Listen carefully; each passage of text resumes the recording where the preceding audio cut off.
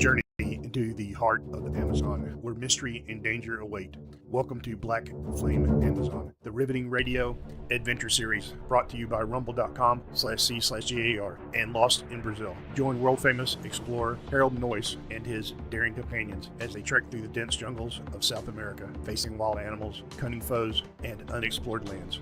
Alongside Harold, you'll meet his loyal guide, Keto, fearless friends Jim and Jean Brady, steadfast aide Pedro, and daring pilot Pat Donovan. Together they plunge into the heart-stopping adventures, solve the mysteries, and fight for survival under the jungle canopy, with the thrill of true expedition and the danger of the unknown. Black Flame Amazon is sure to leave you on the edge of your seat. Brought to you by rumble.com/c/GAR and Lost in Brazil. Visit g3pl.com for database support.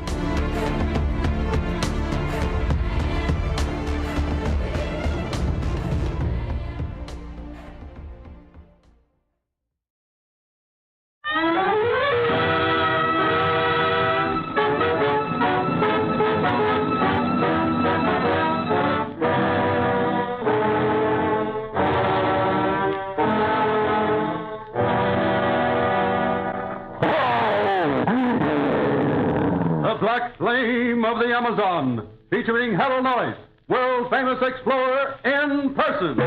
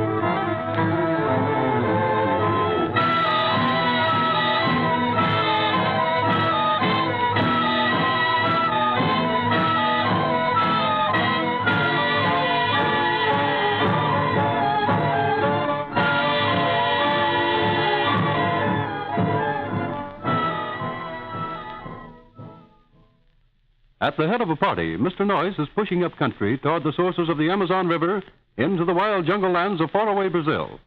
Quite accidentally, he runs across two young children who are in trouble. They have been searching for their father, a scientist who is on the hunt for a fabled treasure of the Incas.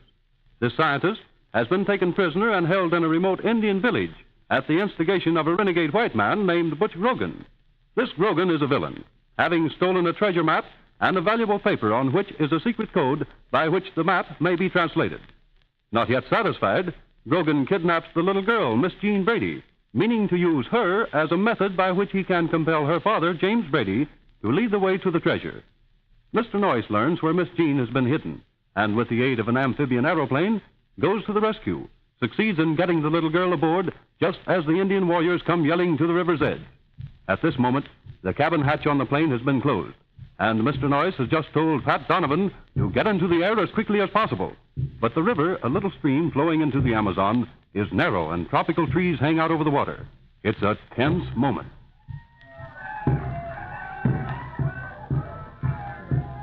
On your way, Donovan. Quick, get out of here. Take it up now. Go ahead. Okay, Mr. Noyce. Now, it ain't going to be easy. This ship is loaded. Haven't got much of a run for the takeoff, you know. Go ahead and try it. We've got to get out of here. Well, then hold everything. Now, just give me a second to warm her up a bit. No use getting up over the trees and then stalling. Just give me a little bit to warm it up. All right. We should be headed downstream. Why, sure. Look, there's the bend in the river right ahead of us. Well, why can't we turn her around? Gosh, we've got lots of room for takeoff then. Yes, Jimmy, if.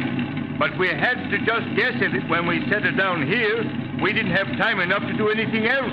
Donovan, if we don't get out now, we may never get out. Now, it's up to you. I know it, Mr. Noyce, and we might as well try it, I guess. But if I get a wingtip caught in the big lianas hanging along the shoreline, well, you fellas better get down on the floor of the cabin and hang on tight. Here goes.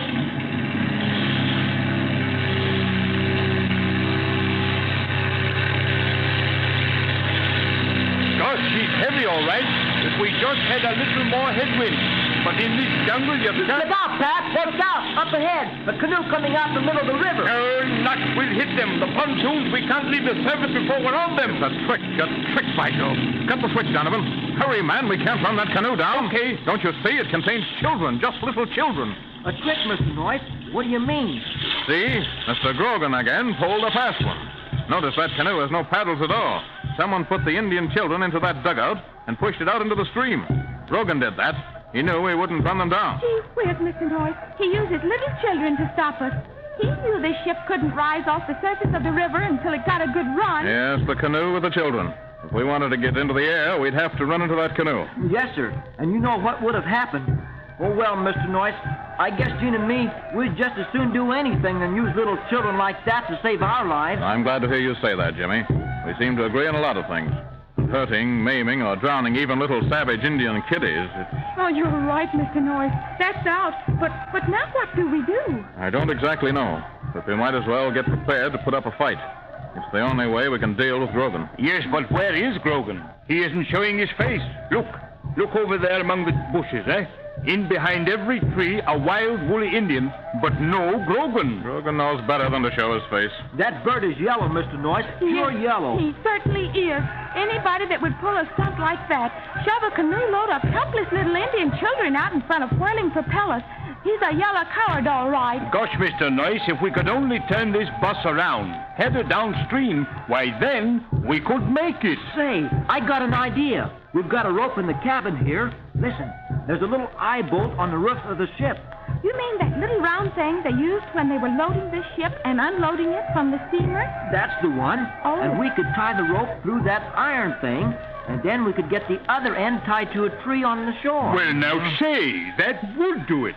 If we could get the rope fastened, then I could swing my rudders away over, give her the gun, and between our own power and the current of the stream here, well, maybe we could do it. Gee, that's swell. Gene, open the cabin hatch. Okay. Now, here's where I do some swell things for my country. I'm going to get that rope on a tree or know the reason why. Jimmy, you're staying inside this cabin. No argument now. I know how you feel, and it's well of you to volunteer. But you mustn't go. Pedro, stand by. I'm going. I beg the pardon, Senor Noyce. Pedro, she was the one what was going. I am the better climbing person, just like the capuchin monkey. And I have the much more experience with the aeroplane. Listen, Pedro, it's a dangerous job. Grogan is very likely hiding on the riverbank with a gun. Ah, that is so, senor. But I am the better swimmer in this ship. Yes, no? I admitted, you are a wonderful swimmer, Pedro. Then it is what you call it. It is all honky-dory. I take the rope. I dive. No. I do not dive, but I slip into the water.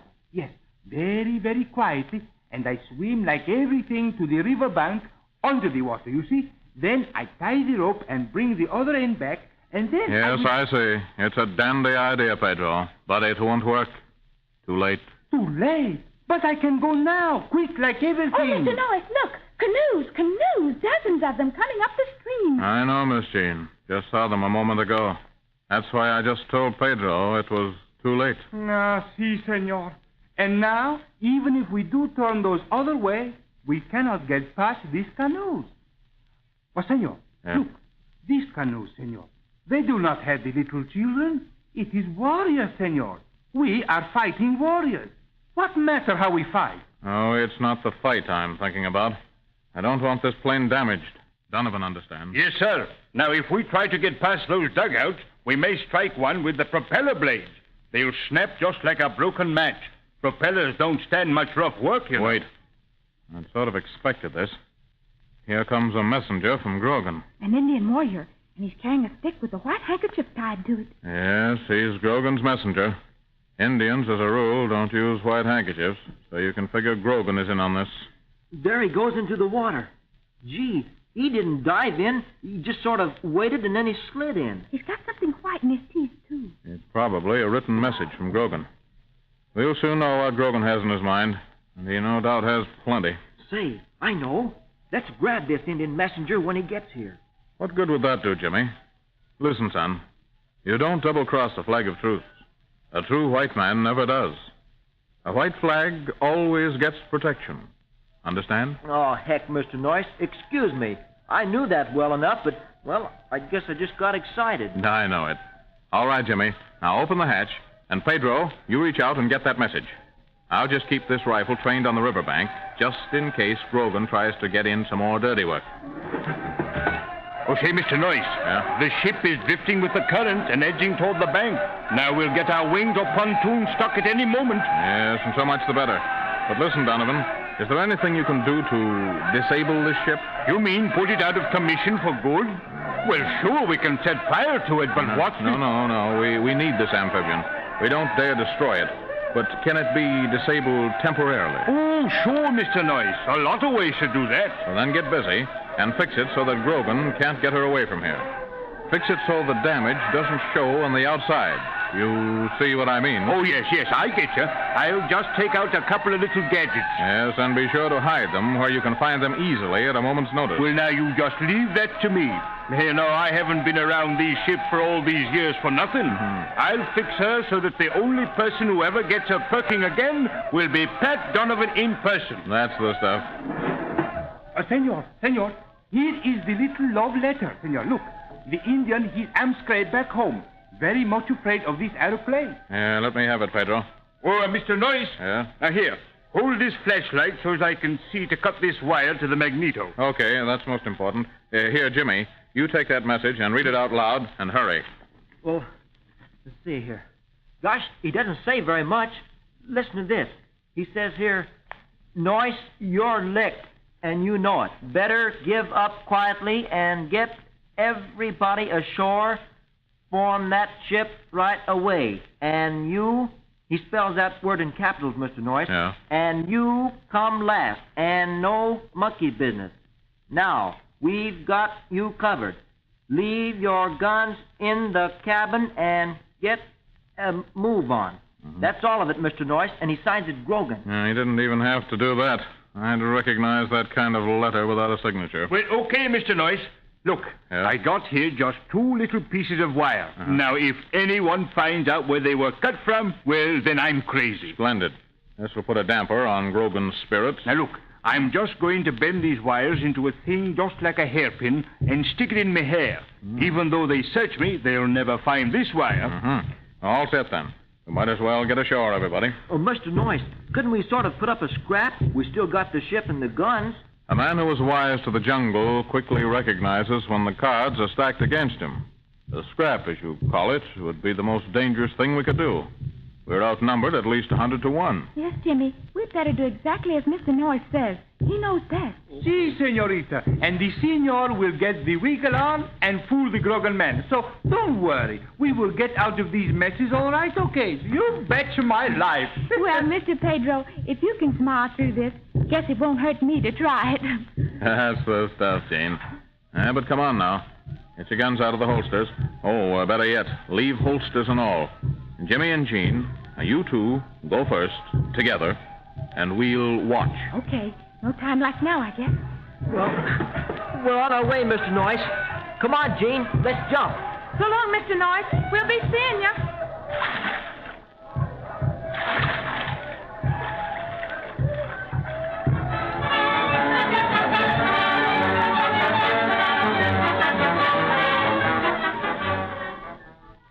With a brave smile and a cheery, "I'll be seeing you," off they go. Ahead of them is Grogan and a band of howling Indians. At last, Grogan has the upper hand. But what's in store for Gene and Jim? And what happens to Mr. Noyce and Pedro? Does Pat Donovan succeed in really fooling Grogan about the ship being disabled? Has Mr. Noyce a plan in mind? Or is it the children who pull a fast one? You will learn more about this enthralling adventure when you tune in next time. Don't miss a single episode.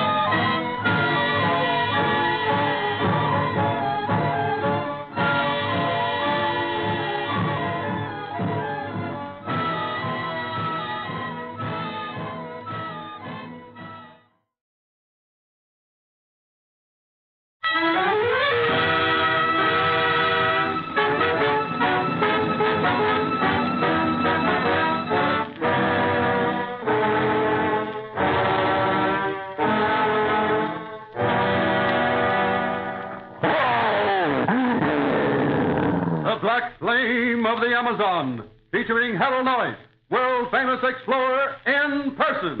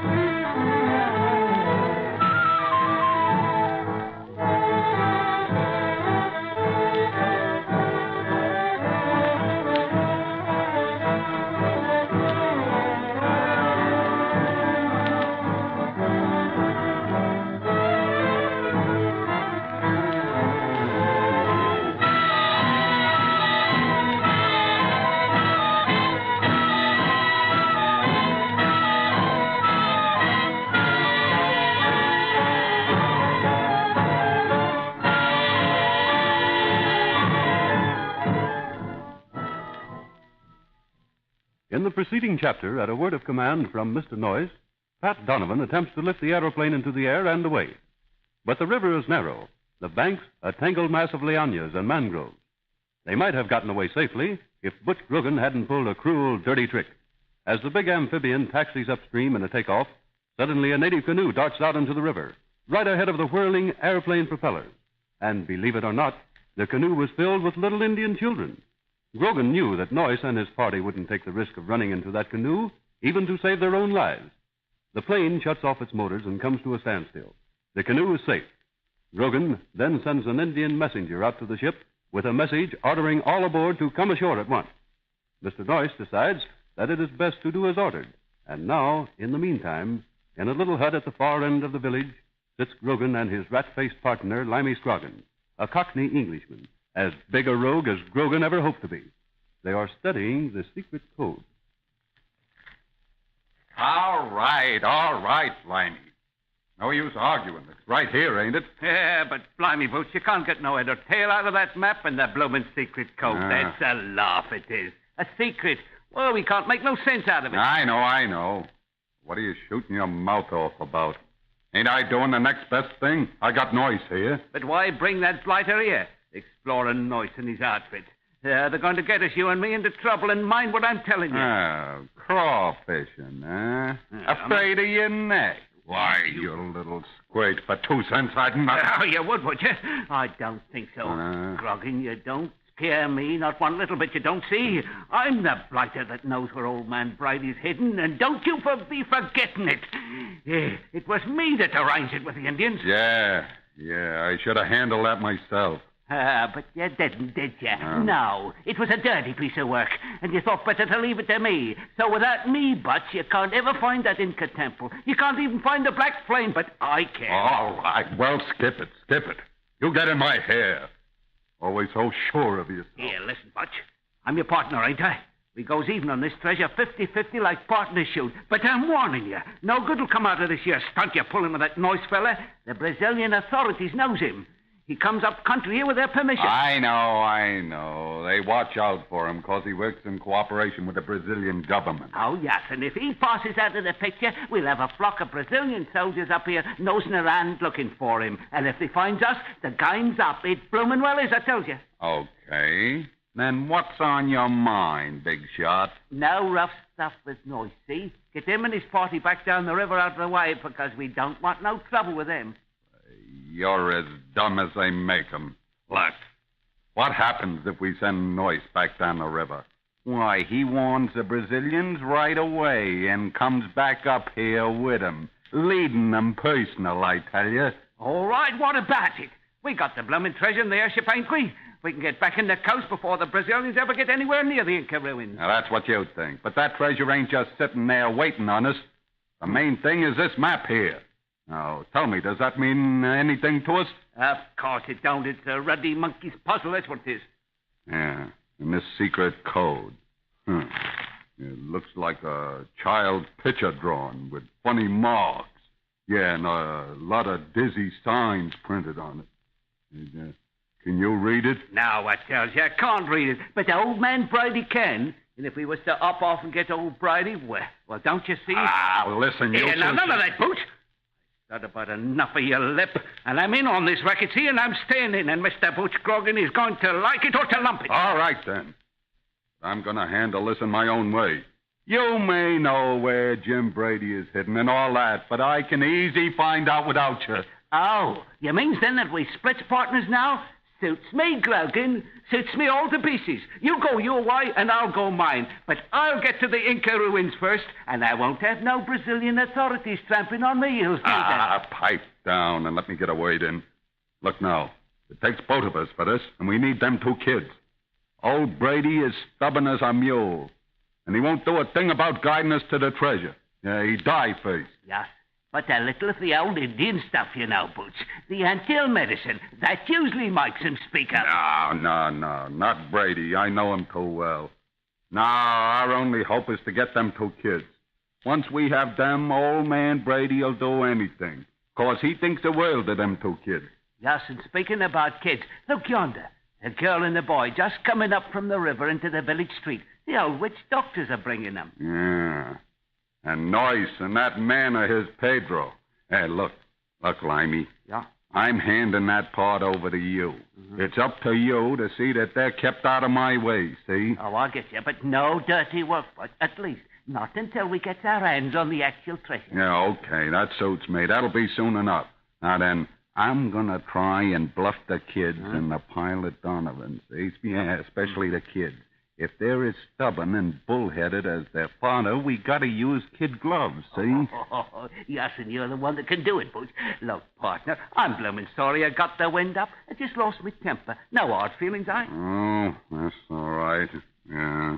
Now then, listen, leave the kids to me. Oh, I won't interfere, Governor. Have me hands full with Noyce. But don't worry, I'll get him out of the way, both Noyce and his man Friday. That's the stuff. Yeah. Now, you head down the street. Yes? And when the Indians bring Noyce and Pedro, get them put into the big Malacca. Oh, yeah. You know, the big hut down the street there, and you stick right with them.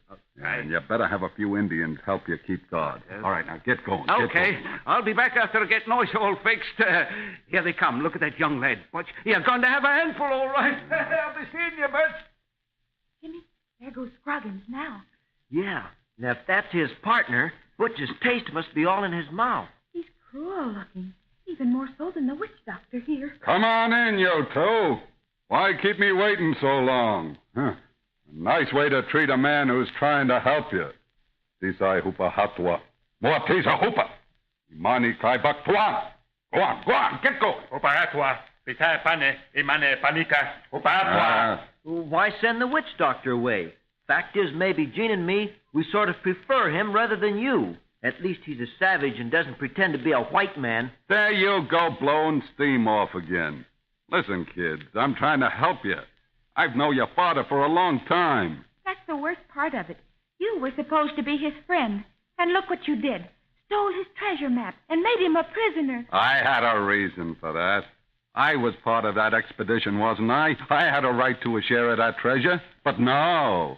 Yeah, your father spoke up and said there'd be no share. But how could Dad share with you? Dad was trying to get the Inca gold relics for the museums, so people all over the world could learn more about the Inca people. What do we care about what other people learn in the jungle? We go after gold, and for what gold is worth, to put us on easy street. Well, not all the white men who come in here are that way. Mr. Noyce, for instance. He doesn't want the gold to make him rich. Now, that's what you think. But look now. I know this Noyce fella better than you do. I'm honest about it, and I want a share of that gold treasure, but only my rightful share.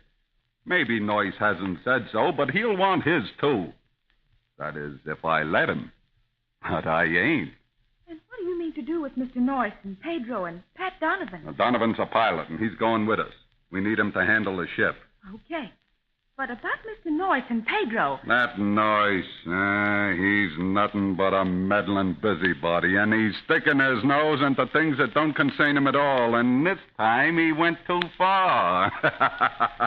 I'll say he did too far.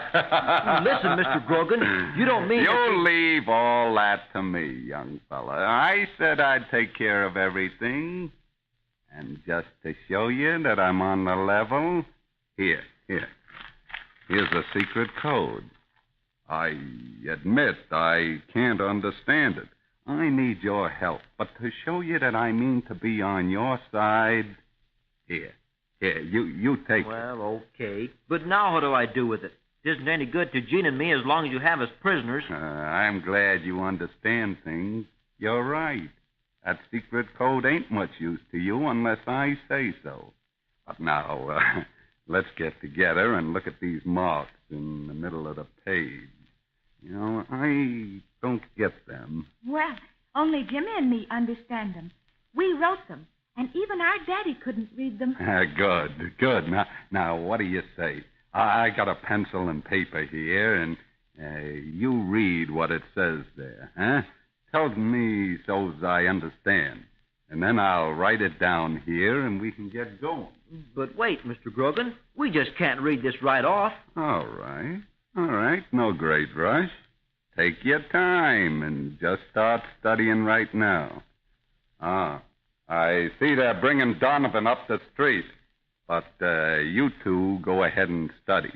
When I get back, I'll expect you to tell me everything. You get me? Yeah. Snap into it. I won't take very long. Oh, gosh, Jimmy, we're up against it. Do you think Grogan means that he'll share with Daddy? Well, not Grogan. He wants to find out about the map, just how to read the junk we wrote here. And when he does find out, well, we're just out of luck. And we can't escape. Look out there. There are 2 Indian guards in the street. Oh, gosh, Jimmy, think of something quick before Grogan gets back. Just can't find out how to read that secret code now. Well, I know it, Gene, but what can we do? Oh, well, I tell you what. Let's tear the code into little pieces, huh? Well, yeah, but what good would that do, Gene? There's no fire, so we can't burn them, and there's no place to hide them. Well, he'd just put the pieces together again, and then where would we be? Oh, well, maybe it's best to tell Grogan, and maybe we can bargain with him about Mr. Noyce and Pedro. Say, Gene, I think you got something there. Look, I've got a swell idea if it works. And Mr. Noyce and Pedro will be sitting pretty. Yeah? Look, Gene, you're hungry, aren't you? Oh, I sure am, Jimmy. Well, that's part of my plan. Now, listen.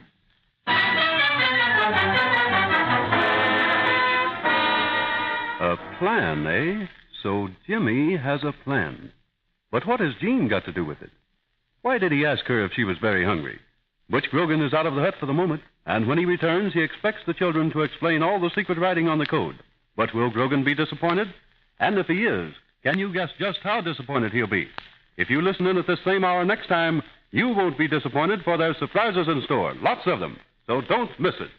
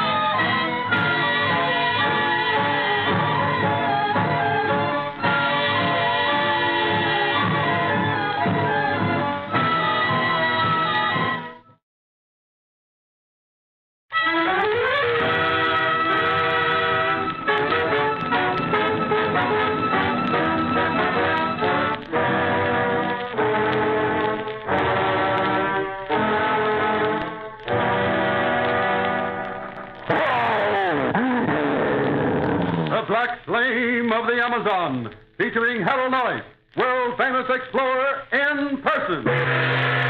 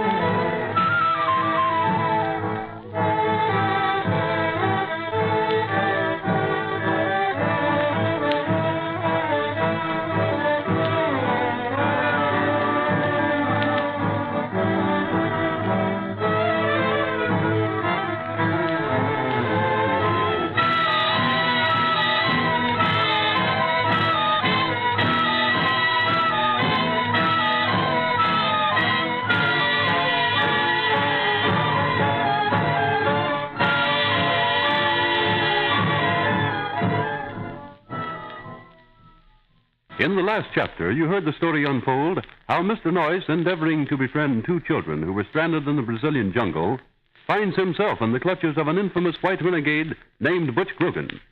The two youngsters, Gene and Jimmy Brady, and their aeroplane are captured by Grogan. Not, however, until Pat Donovan, the pilot, succeeds in disabling the ship. In the meantime, the white renegade, aided by a tribe of Indians, gets the prisoners ashore and places Mr. Noyes and Pedro in a hut by themselves. Little Gene and Jimmy he takes to his own hut and tries to bluff them into believing that he wants to be their friend, even to handing the secret code back to the children, asking them to hold it in good faith, but to study it and be able to read it. Then he leaves the hut for a few minutes. That's where he made a big mistake, for right now the two children are doing some fast thinking.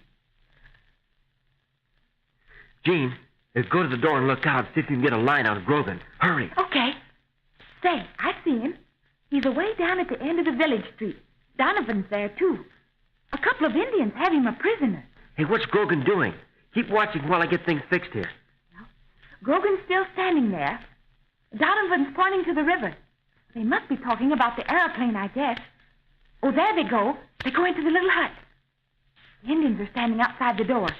Oh, Grogan and Donovan just went inside, too. Swell. But come here, Gene. Oh, sure, Jimmy. But look. Now, about our secret code, it's written on kind of heavy paper. We can't hide this very well. Well, I know it, but there isn't a place safe enough. But I got two swell ideas, I think. I hope you have. They got to be good and swell to fool Grogan. Don't worry, Gene. We'll fool him all right. Well, you got to show me. Okay. Now, look, then. Here. You see right here on the secret code, right in the middle of the paper? Uh-huh. Well, that's where most of the important marks and signs are, right in the middle of it. Yes, but what of it? Well, like this. All right. It's torn. You tore it, but you still can't hide the torn part. Well, that's what you think. But look here on the table. What's that? Tobacco. Why, Grogan left his tobacco here. Yeah, and now what's fastened to the tobacco package? Oh, those little papers, you mean? Yeah, Grogan cigarette papers. And look, I'll take one out. Look at that, will you? Thin paper and as thin as can be. Ooh, you mean you're going to make a copy of the marks from the secret code on this thin cigarette paper? Oh, I get it. That's right. But come on. Now, just in case things may go haywire, let you and me study this torn piece. We can try to remember it, at least as much of it as we can. Sure we can, Jimmy. We may forget some of it, but maybe we both won't forget the same parts of it, see? Sure. But there's a lot to remember. Wait, I want to see if Grogan is coming back. No sign of him yet.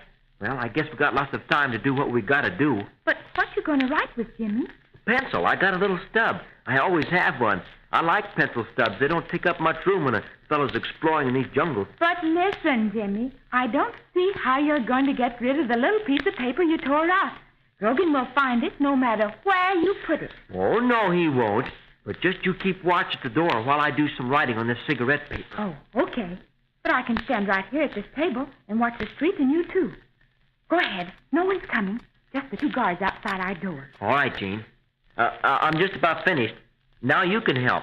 While I'm folding this up in a little ball, you see that thing over there on the wall there? Oh, you mean this thing here? It looks like a piece of a fish pole. Oh, fish pole, my eye. That thing is a dangerous weapon. Oh, boy. You could slam anyone over the head with that, Dooflicky, and it wouldn't hurt much. Oh, that's just like a girl. Say, you don't slam people over the dome with that dooflinky. No, ma'am, that's a blowgun. A blowgun that blows the poison darts? A blowgun that shoots poison darts. And right above your head there's a bundle of things. You see them? Well, those are the darts. Those little things? Say, just little splinters of bone or wood or something. Well, sure. Now bring that bundle over here to the table, Jean. Hurry up, we need them. No, sir. Now listen, Jimmy. We aren't going to puff any poison darts at anybody, not even Grogan. Who said anything about puffing darts at anybody? Get them, Jean, hurry. I've got this paper about ready. Okay. But I'm going to lift that bundle down at the end of the fish pole. I mean blowgun. Wait. I got them. Look out, here they come. Gosh, Jimmy, don't get too near them. Drop them on the table, Jean. Oh, no, Jimmy. Don't touch those ugly things. You might get poisoned. Oh, no, I won't. I'm not touching the sharp end. Now, here, Jean, you hold the paper. I'm going to tear out some of this cotton stuff on the thick end of this dart. Is this all a part of the 2 swell ideas you had? Well, if this is the first one, it sure looks phony to me. Why are you tearing out the little cotton stuff? Well, here. Give me that little folded cigarette paper, and I'll show you. Thanks. Now, watch. I'm going to stuff this little ball of paper into the cotton. Just like this, see? Mm-hmm. And then the smooth cotton like this. I'll pull out about as much cotton as the size of the paper we put in. There now. How's that? Swell. But what is it? Oh, boy, it's the bee's knees. This is where we fooled Grogan. The blowpipe, Jean. Give me. All right. And now look and see if Grogan's coming back. Hurry. No, nobody, Jim. The coast's clear. They're still in the hut, I guess. All right. Here goes. Now, Mr. Noyce explained to me the way to handle a blowgun. Here's the little blow dart. Our secret code is right inside the cotton tub. I saw all that. So what? All right. Now, look out that little window. Now, you see that big tree over there? Uh-huh. With big, thick branches way up on the trunk? Yes. Well, now, watch this. I sure hope it works. Oh, you're going to blow that thing into the tree? I'm sure going to try. Cross your fingers, Jean. You better cross them good, too. The little dart goes in this end. Now, this is the mouthpiece. Then we lay the other end of the gun on the ledge, like this. We aim up at the branch there. And then I take a big, deep breath. Go ahead. I guess maybe I'm just a little dumb. You better take 2 breaths. Doesn't cost any more. All right. Razz me all you want, but you just watch this. Oh, you hit it, Jimmy. You hit it. The little dart is sticking in the branches up there. You see it? I see it. Say, it wasn't me that put it there. And Grogan will never think to look up there. I still think we should have tried to memorize it better. Oh, we've memorized it enough. But you asked me some time ago, just after Grogan went out of the hut, you asked me if I was very hungry. Why did you ask me that? Because you're going to get a swell feed. Maybe a little tough and all that, but you're going to eat it. Swell feed? Yes. That little piece of paper out of the secret code, right in your hand. That's got to be eaten. So, I'm the one who's to eat the paper, huh? Oh, don't worry. I'll help. I'll eat my share all right, and like it, too. About through with that thing, Jean? Oh, I guess I can remember quite a lot of it, all right. All right, then give me. Hurry. I just saw Butch Grogan come out of the hut, and he's bringing Donovan with him. Now, here, Jean. Bite into this. Chew it up quickly and swallow. Here goes my half. Too fast, Jimmy. You haven't much time. Gosh, I never knew paper was so tough. Oh, it would taste bad, too, doesn't it? Bad or not bad, never mind the taste. Now, listen, Jean. Grogan's going to have a bad taste in his mouth when he finds out what we've done. What's going to happen to us? Tell me that. Well, we'll just have to wait and see. Anyway, he's got to take good care of us. We got the principal part of the secret code. Oh. Without Grogan, he'll never get us into the Black Flame country. Then that's what you meant about bargaining with about Mr. Norris and Pedro? Sure. If Mr. Norris and Peter don't go with us, then we tell them nothing about the secret code. Oh, I get you, Jimmy. Well, here goes. Maybe I can swallow it now. I'll try anyway. Well, Jim, if you made it, there's no harm in me trying. But I did have the biggest piece. Here goes. Say, if we don't have a couple of swell tummy aches from this feed, then you name it. You just got rid of it in time. Here comes the big bad wolf in person. Let me do the talking, Gene. Fold the secret code up, what's left of it, so he can't see the hole torn in it. All right. All right, inside, Donovan. I want you to talk more civil to me. Getting hard-boiled won't get you nothing, see? You got my hands tied behind my back, Grogan. Yeah. Just cut me loose and see what happens. When I get through with you, your own mother won't recognize you. Ah, shut up, Donovan. I ain't taking no chances. I got you here, and here you stay till I tell you to move. And that'll be when we're all set to move out of here in that ship of yours. The kids here are going to explain how to read that secret code. All right. How about it, you two? You studied it good? Know what that thing says? I'll say we have, Mr. Grogan. We got almost every word of it. Jimmy's right, Mr. Grogan. We both just about stuffed with knowledge, or whatever you call it. Well, all right, you, Donovan. Sit down on the floor with your back to that wall. Go on. Go ahead. Yeah, that's the idea. Now then, kids, give me that secret code and we'll get down to business. All right, here you are, Mr. Grogan. Say, what's the idea? Who tore this paper? I did, Mr. Grogan. Oh, you did, huh? Thought you'd get away with something, huh? Them guards didn't let you out of this hut. So the piece of paper you tore is right in here. Right in this hut somewhere. All right, start finding it. Go on. You hear me? Say, Mr. Grogan, did you ever hear of George Washington? What's George Washington got to do with this? Produce that paper. Come on, snap into it. Well, we can't, Mr. Grogan.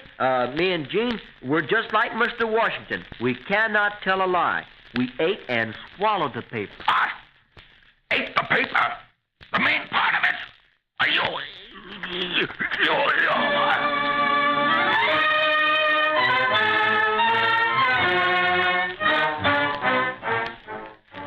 Eating a tough piece of paper isn't so very delightful, but little Gene and Jim at least have put some more trouble and delay in the path of the hateful Butch Grogan.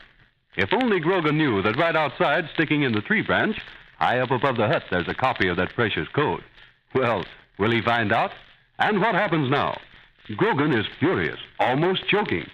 Tune in to our next program. More thrills, more smiles, more laughs, more adventure. Don't miss a single episode of The Black Flame of the Amazon.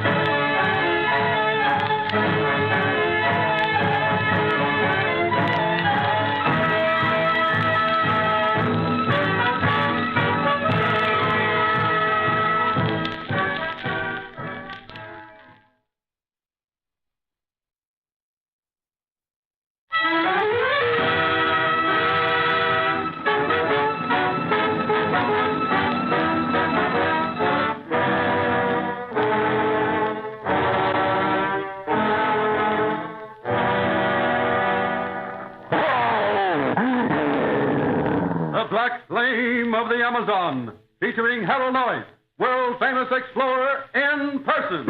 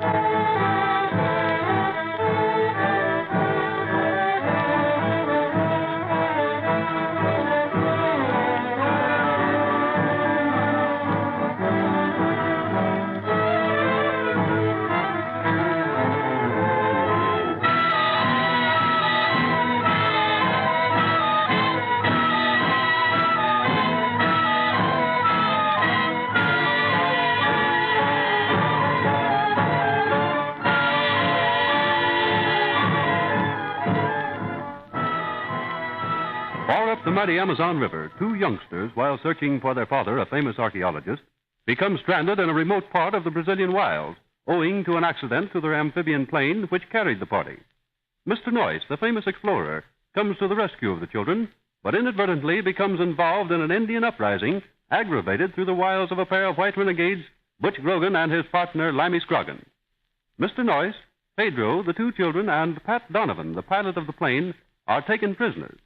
A valuable map showing the way to a fabled Inca treasure of hidden gold and a secret code belonging to the Brady family are stolen by Grogan.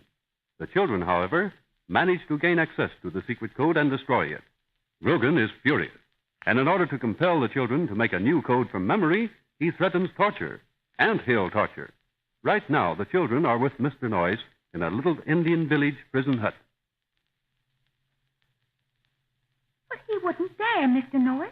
You weren't to blame because we, Jim and me, tore the secret code and ate it. Tell me, just what did Grogan say when he found out that the secret code was destroyed? Oh, gosh, Mr. Noyes, he hardly said anything. That is, at first.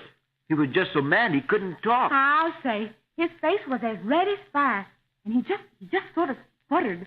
But after he did get some control of himself, well, that was when he promised vengeance on you. He thinks it was you, Mr. Noyes, who put it up to us.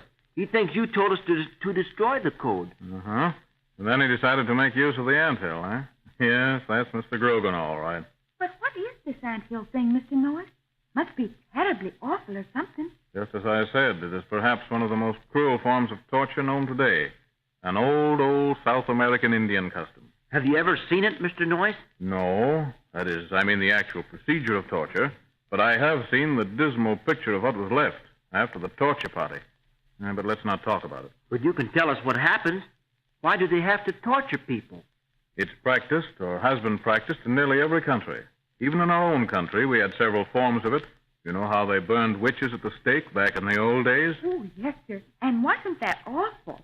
Gosh, how could they burn a witch when there isn't such a thing, and never was? That was ignorance, Miss Jean. Our forefathers didn't know any better. They thought they were doing the right thing.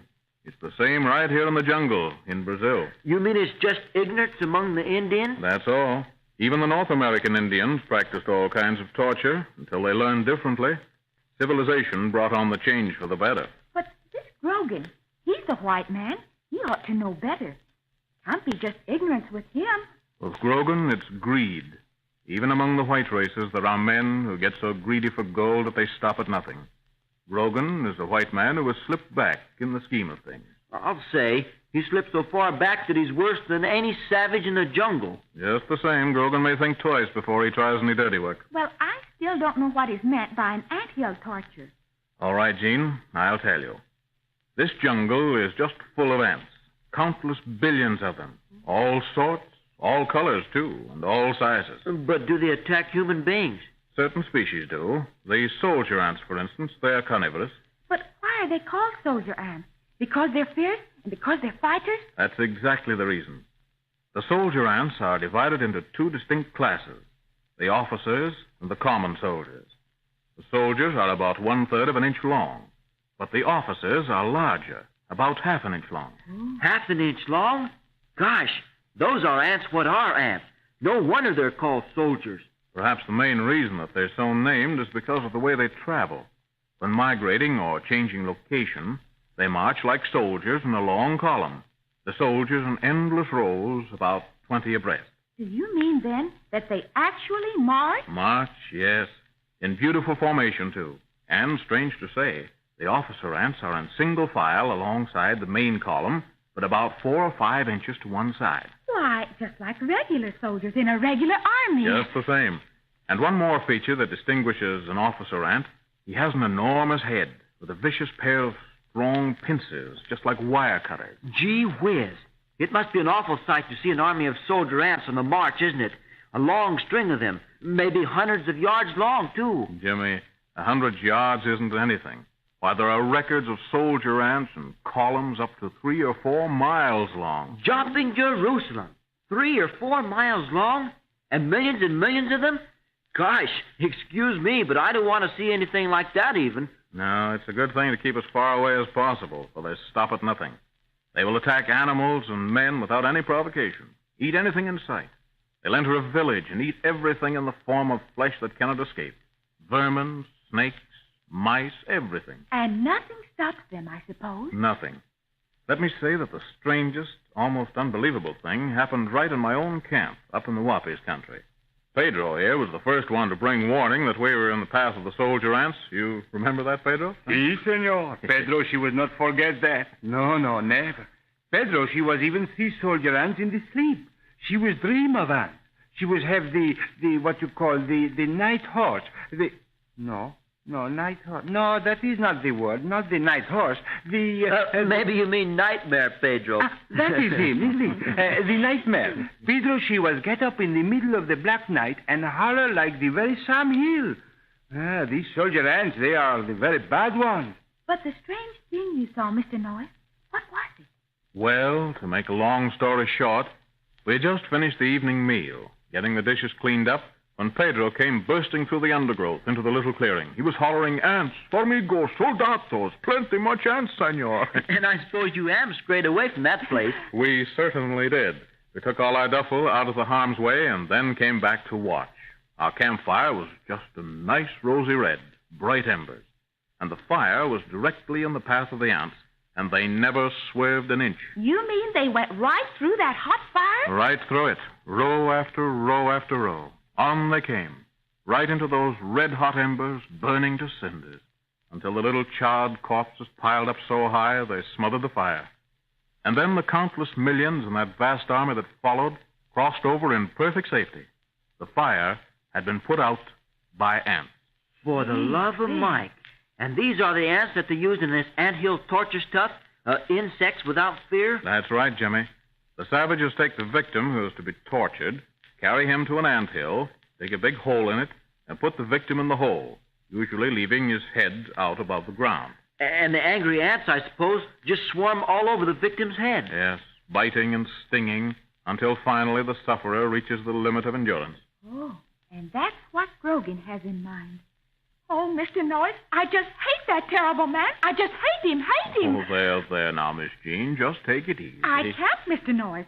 Grogan said he was going to give you some anthill medicine. Had it in for you, because you've interfered with his plan. Well, it hasn't happened yet, Miss Jean. And while there's life, there's hope, you know. Senor, listen. Grogan, she's coming back. I hear him. Wait, I will look. Yes, it's Grogan, all right. He doesn't sound very happy. There's something wrong. He is coming to this place, senor. He walked very quick, too. They think they can get away with this. They're crazy. Pedro, is Pat Donovan with Grogan? No, here he come. Just Grogan. He is alone. Yeah, I'll fix him. Now listen, Noyes. Who do you think you are? You're forgetting that you're 2,000 miles from nowhere. Anything can happen here. You get me? Well, the way you're blowing out steam, something must have happened. It has. A lot more's gonna happen if you don't get a wiggle on and cut out this double crossing. I haven't the faintest idea what you're talking about. Oh, no? I suppose you don't know nothing about that aeroplane. I don't suppose you had a thing to do with jimmying up the works. That bird Donovan pipes up and tells me the ship's on the bum, out of commission. Well, Grogan, what am I supposed to do about it? This is your worry, isn't it? No, it's yours. You hear me? It's yours. That ship belongs to me now. That's the boss that's taken me and Limey Scroggins to the Black Flame country. It's bringing us back with the gold, see? Well, Mr. Grogan, you don't mean to say the ship's disabled. Cut it out. Don't try to kid the goldfish, young fella. I'm through pulling. You two kids rowing the secret code because Noyce told you to. And somebody's put the aeroplane on the bum. You did that, Noyce. And what if I did? What if you did? I'll tell you what. You're gonna see that it's fixed up, and you're gonna do it now. Butch Grogan says so. You hear me? Mr. Grogan, that plane belongs to us, to Jimmy and me, and you've done enough damage. You darn tootin'. And if June and me want to keep you from getting away from that ship, that's our business. Now listen, all of you. I'm running this racket, see? And if you keep rubbing me the wrong way, it's just gonna be too bad. You get that? Well, the Brazilian authorities... The Brazilian authorities. That, the spiggies. Now listen to me. I gotta have a copy of that secret code. And that aeroplane has gotta be put back in running order, and it's gotta be done now. But why, Mr. Grogan? It doesn't belong to I'll you. tell you why. Because if they ain't, that anthill party gets going. Did you tell Mr. Noyce about it? I hope you did. How would you like to see him sitting up to his neck in hand? Don't pay any attention to him, children. Grogan has always been a loudmouth person, does a lot of talking. Don't let him fool you. Give him no information about the secret code. All right. Have it your way. But don't blame me for what happens. I'm going to give you about 10 minutes to make up your mind. 10 minutes. That's all. Me, I'm just going to go hunt up a nice anthill. I'll be back in about 10 minutes, and then we'll see what we'll do.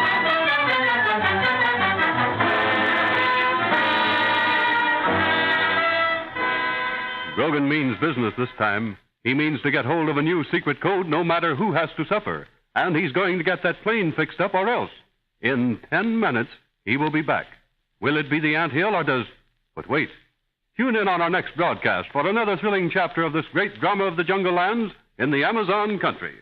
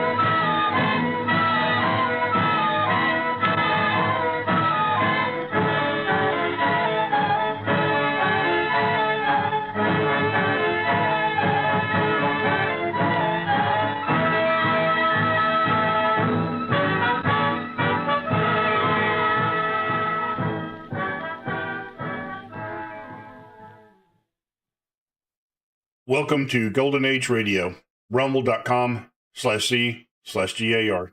Visit veteransradioministry.com for more videos like this.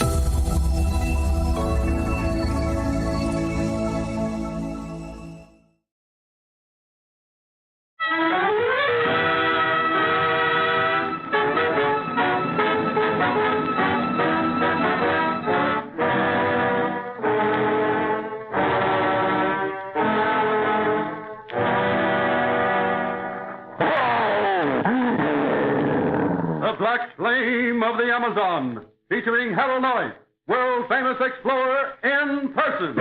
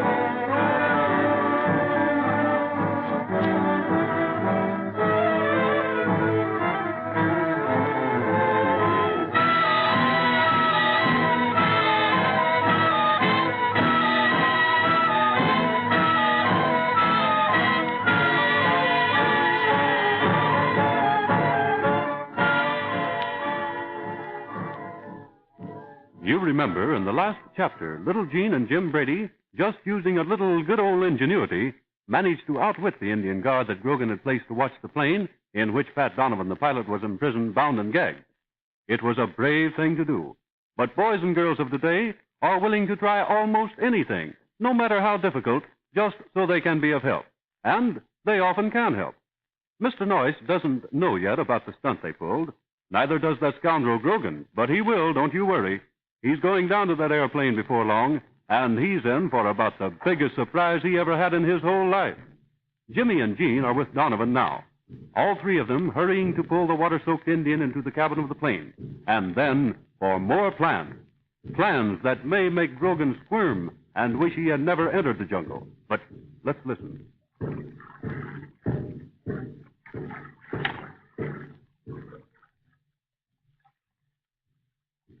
You know, Pat, about all I've done since I came into this terrible country is get soaking wet.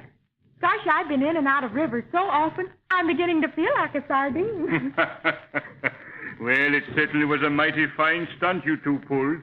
Begorry, I could hardly believe my own eyes when I saw Gene here come into the cabin.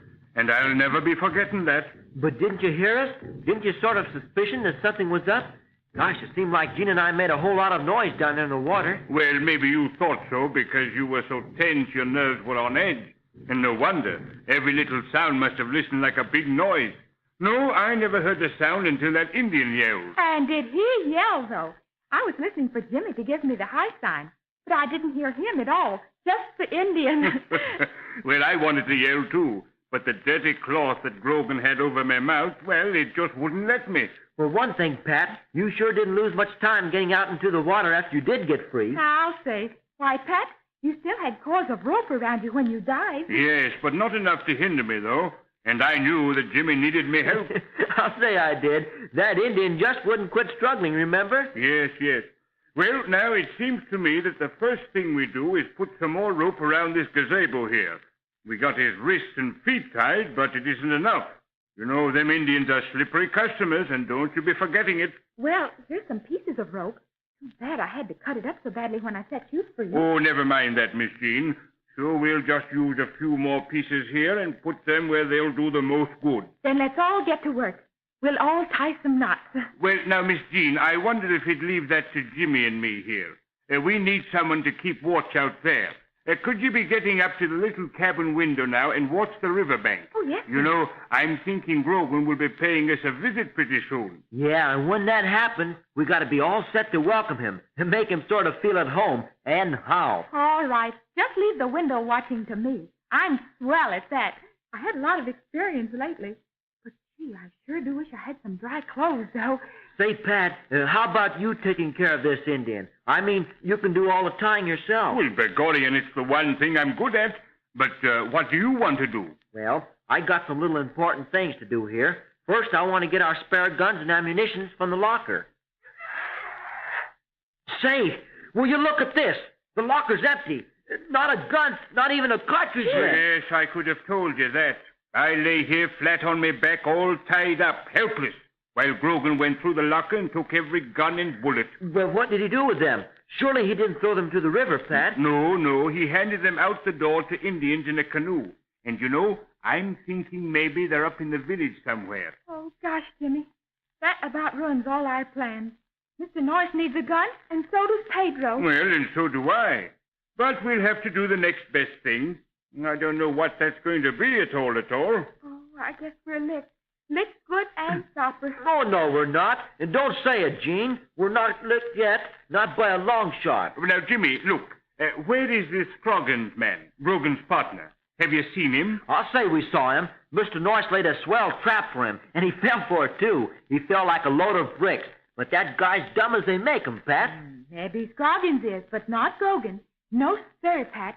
Grogan was behind the hut listening to Mr. Norris fix things up with Scroggins. And Grogan didn't waste any time. You mean Grogan heard Scroggins trying to put over a double cross? Yes, sir. He sure did. And what happened to Scroggins? Well, we don't exactly know, but when Scroggins went out of the door of the hut, it happened. To Scroggins? Something happened to Scroggins? Yes. Yeah. Grogan had it already arranged before he came into the hut. Oh, he must have had a flock of big Indians waiting outside there. Oh, so that's how the land lays. Grogan had his Indians pounce on Scroggins, eh? I'll say they did. You should have heard Scroggins yell, too. It didn't sound so good either. Well, then Scroggins must be a prisoner in the village somewhere. Anyone else but Grogan would have used a gun or a spear, but that method is too swift for Grogan. He likes to see his enemies suffer. And I suppose it's the anthills for Scroggins, too. Well, Mr. Norris and Pedro are going to have company, it seems. Oh, no, they're not. Not if we can do anything about it, Gene. And it's certainly up to us, too. Well, now, if you two have any plans, no matter how impossible they may appear, let me hear them. I'm with you to the finish.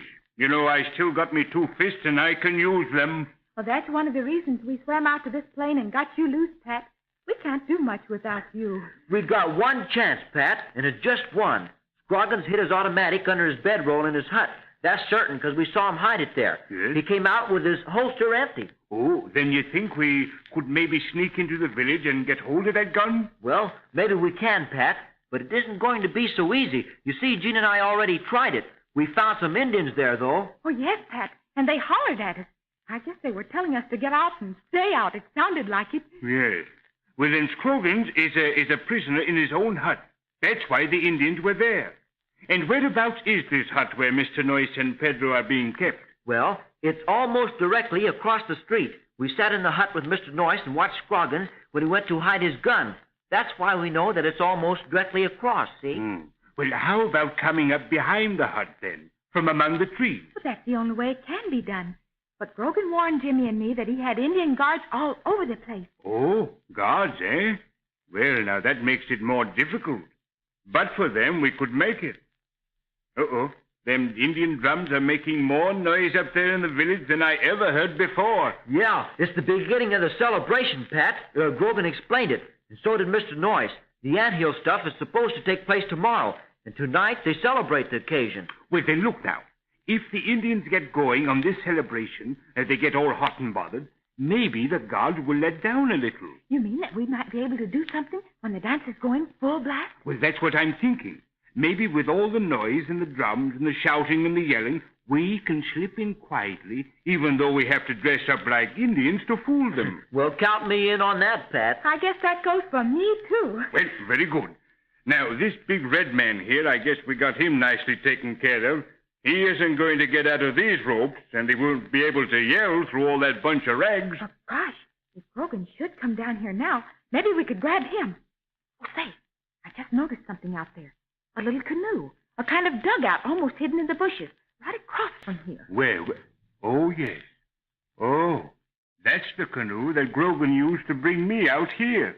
Now, if he comes back, he'll paddle out. I don't think he likes to swim so very well. Well, now listen, Pat, and you too, Jimmy. How about trying the stunt Mr. Norris advised? What stunt? Oh, you mean the one about trying to swing the ship around? Yes, why not?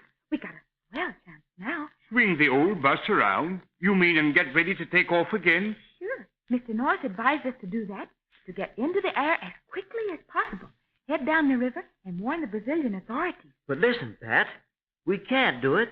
We can't leave here without Mr. Noyce and Pedro. Well, I'm thinking you're right, Jimmy, my boy. But while there's life, there's hope, and we still got a good kick or two left in us. But now listen. Maybe we should turn the nose of the plane around. Have her ready just in case we do succeed, eh? But what if Grogan comes back down here and sees the plane turned around? He'll be on his guard. He'll know that something's fishy. Say, that's right. Gosh, I hadn't thought of that. Miss Jean, we leave the ship sitting right where she is. Plenty of time to get it twisted around when we get Grogan where we want him. Well, but what about when Grogan gets down here and finds his Indian guard has disappeared? Isn't he going to be kind of suspicious? Well, I thought of that too, Miss Jean, but we'll just have to chance it. You know, he may think that the Indian has left his post to join in the festivities in the village. Well, at least we hope he'll think so. Say, Pat, could you handle Grogan alone? Or maybe if Jean stayed with you, the two of you? Oh, but what about you, Jimmy? Where do you think you're going? I'm going up to the village. Look, Jean, you remember that box of stuff I brought with me? That stuff that Uncle said was just excess baggage? Oh, you mean all the doofickies, the tricks and things? Sure. Well, how about me going up to the Indian ceremonial, and when the old witch doctor starts strutting his stuff, I'll get going too. But I can make his hair stand on end. Oh, no, that's too risky to do it alone, Jimmy. Now, if I went along with you and Miss Jean, well, I'd be all for it, but... Say, Pat, if I once got going good, that bunch of superstitious Indians would be more scared than I would. What do you say? Okay, would you? Well, I don't know. You know, I feel kind of responsible for the two of you until Mr. Noyce gets free.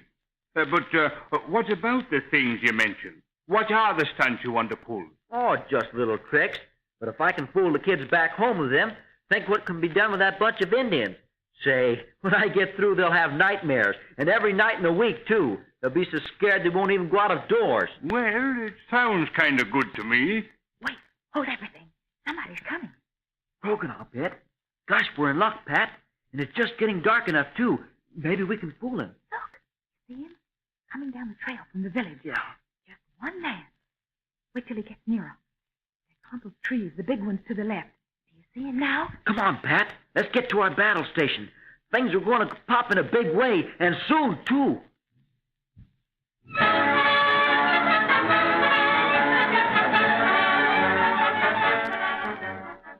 Things are going to pop. Is it Butch Grogan coming down the path? Will he cross in the little canoe? What will Donovan and the children do without a weapon? And will the coming darkness cover their actions? Big things will happen in the next episode of The Black Flame of the Amazon.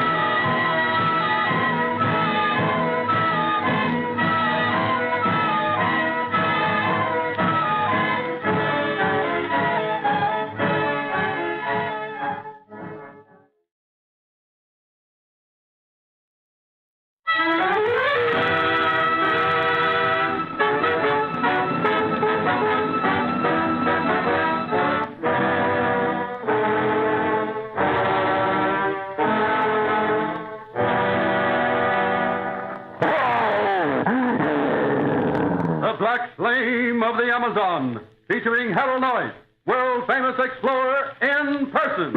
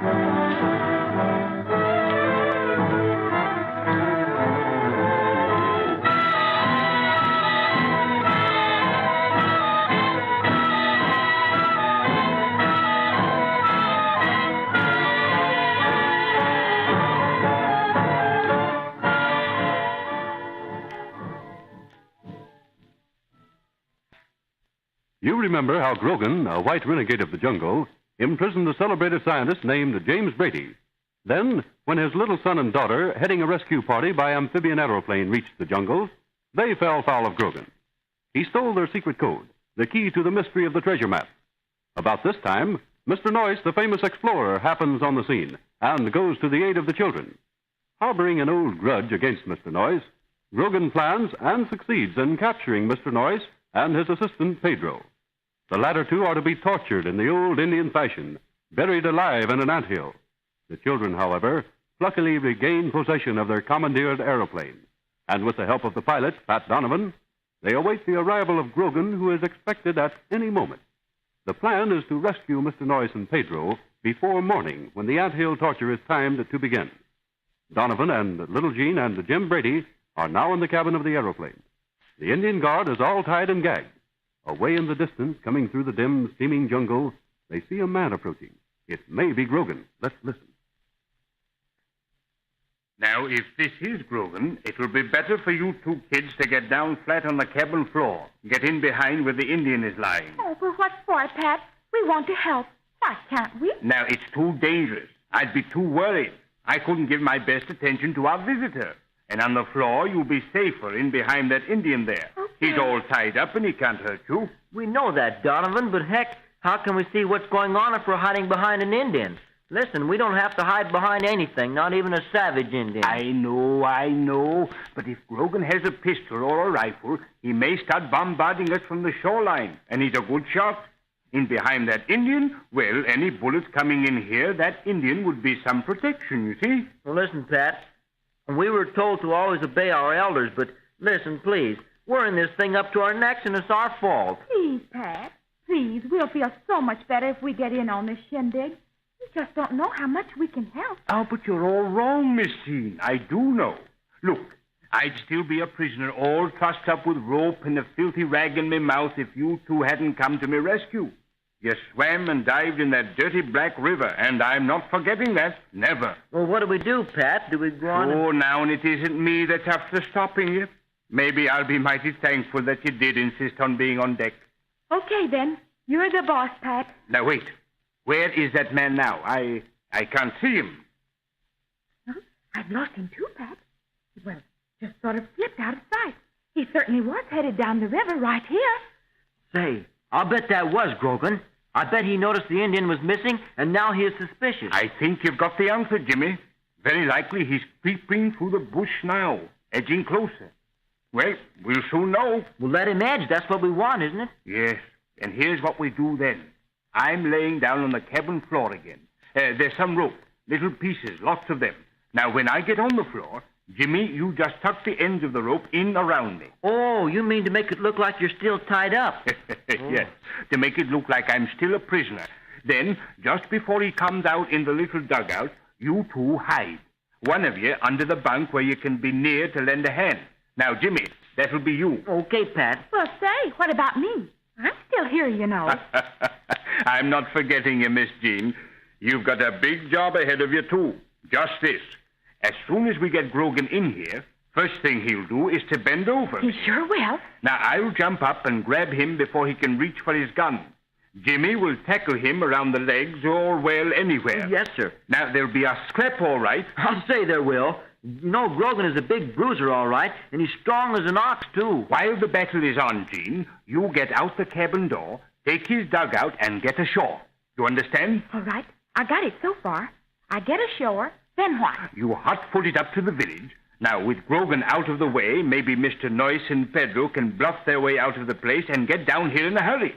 Now, how does that sound? Okay, by me, Pat, and just leave it at that. I'll take care of my end of things.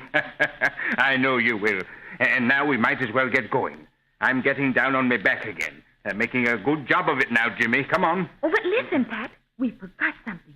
That Indian here. If Grogan comes in, he'll see the Indian the first thing. By George, Jean, that's right. That's noticing things. I'll say it is. That's good stuff, Gene. That's using the old bean, all right. Well, come on, Jimmy. We got to get this big fellow back into the rear compartment out of the way. Jean, you keep watch at the cabin window there, but be careful to stay well out of sight. Oh, they won't see me, Pat. You go ahead. Let me do the watching. All right. Now, all set, Jimmy. You grab this fellow's big feet. I'll take him by the shoulder. He's going to be a load, so we got to hide him. Load or no load. Up. Oh. Now, come on. Boots together. Holy mackerel. They must feed Indians on iron bolts or something. Hold it. It isn't Grogan at all. It's another Indian. Oh, heck. And after we got this bird lifted off the floor, too. Just an Indian, eh? Okay, Jimmy. Let this one down. Come on. There. I've got an idea. We're going to have another Indian in here. Well, this one out on the bank, he's got a blowgun. He's looking across at the ship. Listen. Say, he's looking for his pal. I bet that's the new guard. Grogan is likely to send him down and relieve this one we captured, don't you think? So I suspicion. And we're in a bigger muddle now than if that had been Grogan himself. If that fella over there gets suspicious, the first thing he'll do is to go back and tell Grogan. Yes, he'll spill the beans all right. Gosh, Pat, don't we have the rottenest luck, though? Say, I'll bet he thinks the Indian is inside the cabin, all right. Gosh, Pat, can't you speak Indian? Can't you call back to him or something? Devil a word, my lad. Irish is about all I'm good at. He's still standing there. Hurry, folks. Think of something. Say, I got it, Pat. Let's give that bird out there a good look at the Indian on the floor. I mean, if that Indian out there could see this one, maybe he'd come on over. But how? We can't unloose the prisoner. He'd take courage knowing his pal is out on the bank. He'd yell and maybe push his fist through the window. All right, Pat. Are you game to try something? What? Let's get our prisoner over to the cabin window. Are you meaning to boost him up to the window, then? Sure, why not? We can keep him all tied up. We can sort of steady him. Let's go, Pat. You take the gag out of his mouth, and I'll get the big axe over there, the big machete. All right. I'll unloosen the gag. Go ahead, Jimmy. Hurry. I got it. You got the gag off, Pat? Now, in a jiffy. Wait. Just one more knot. There she is. Okie dokie. And now it's my turn. Let me talk to him. Very well, but how? You don't know any more of the Indian lingo than I do. Well, I guess I can make him understand, all right. Watch this. Look, Mr. Savage. Well, look now. You know what I mean when I put my fingers to my lip like this and do this? Shh. Seems like he understands. I think he nodded his head. Yeah. Now, remember, Mr. Indian, we want a whole lot of shh, or else off comes your coconut. Like that, see? He understands, I guess. Begolly, I would, too, with somebody standing over me with a big, sharp, overgrown hatchet like that. Oh, yes. Well, let's go then, Pat. Gene, is the other one still there? Yes, still waiting. He doesn't seem to be afraid of anything. He just seems puzzled. Yeah, well, then here we go, Jimmy. Come up. Okay. Up, sit there, easy. Up. We got to get this Heavy. fella on his feet. Up, big All his boy. legs around to the cabin wall. Now then, when we boost him up to his feet, he'll be at the window. Come on. Up we go. Remember now, Red Man, use your head. Shh, no speak 'em. No open 'em up your mouth, not at all. Plenty no speak, savvy? Let's try it. We can sort of steer this fellow. Have him bend over a little till his face is at the cabin window. Easy now. There. I'm going to rap on the window. Okay. Well, Jimmy, he sees. He's looking right across at us. Let's go then, Jimmy. That was all that was needed. Down with this one again. Now, hurry. And you, wait. Let's drag him over to the back there. Now then, Jimmy, you fix that gag again. I'm going to get ready for Cousin Willie when he arrives. How is it, Jean? Well, he's getting ready to dive, I think. Yeah, here he comes.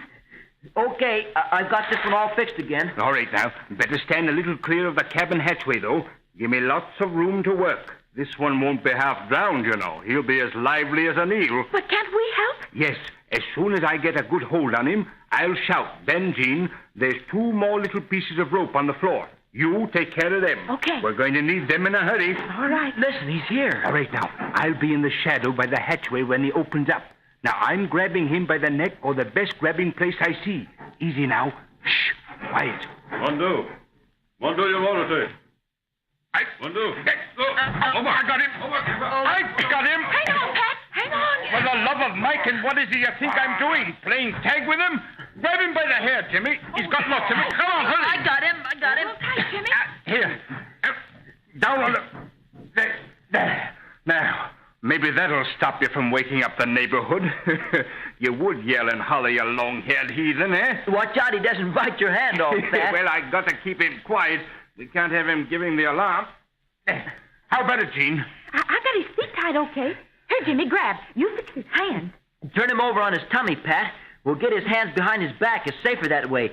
We haven't got any too much rope either. Okay, help yourself. Ooh. You folks mind if I sit down? Whew, I'm about all in. Suffering shrimps. We got 2 Indians now. Oh, gosh, maybe we'll have to stick around for a week. Get them one at a time, huh? Oh, no, we won't. Listen, as long as Grogan sent this new guard, then he isn't figuring on coming in person. So Mr. Noyce is still in a bad fix, and I'm going to do something about that. But what, Jimmy? Well, there you are, Pat. You can let go now. He's all fixed. But it's up to you to keep him quiet. Me, I'm getting back to my little box of dooflickies, and I'm heading for the village. And I'm going with you. Oh, no, you're not. I'm going alone, and I'm going now.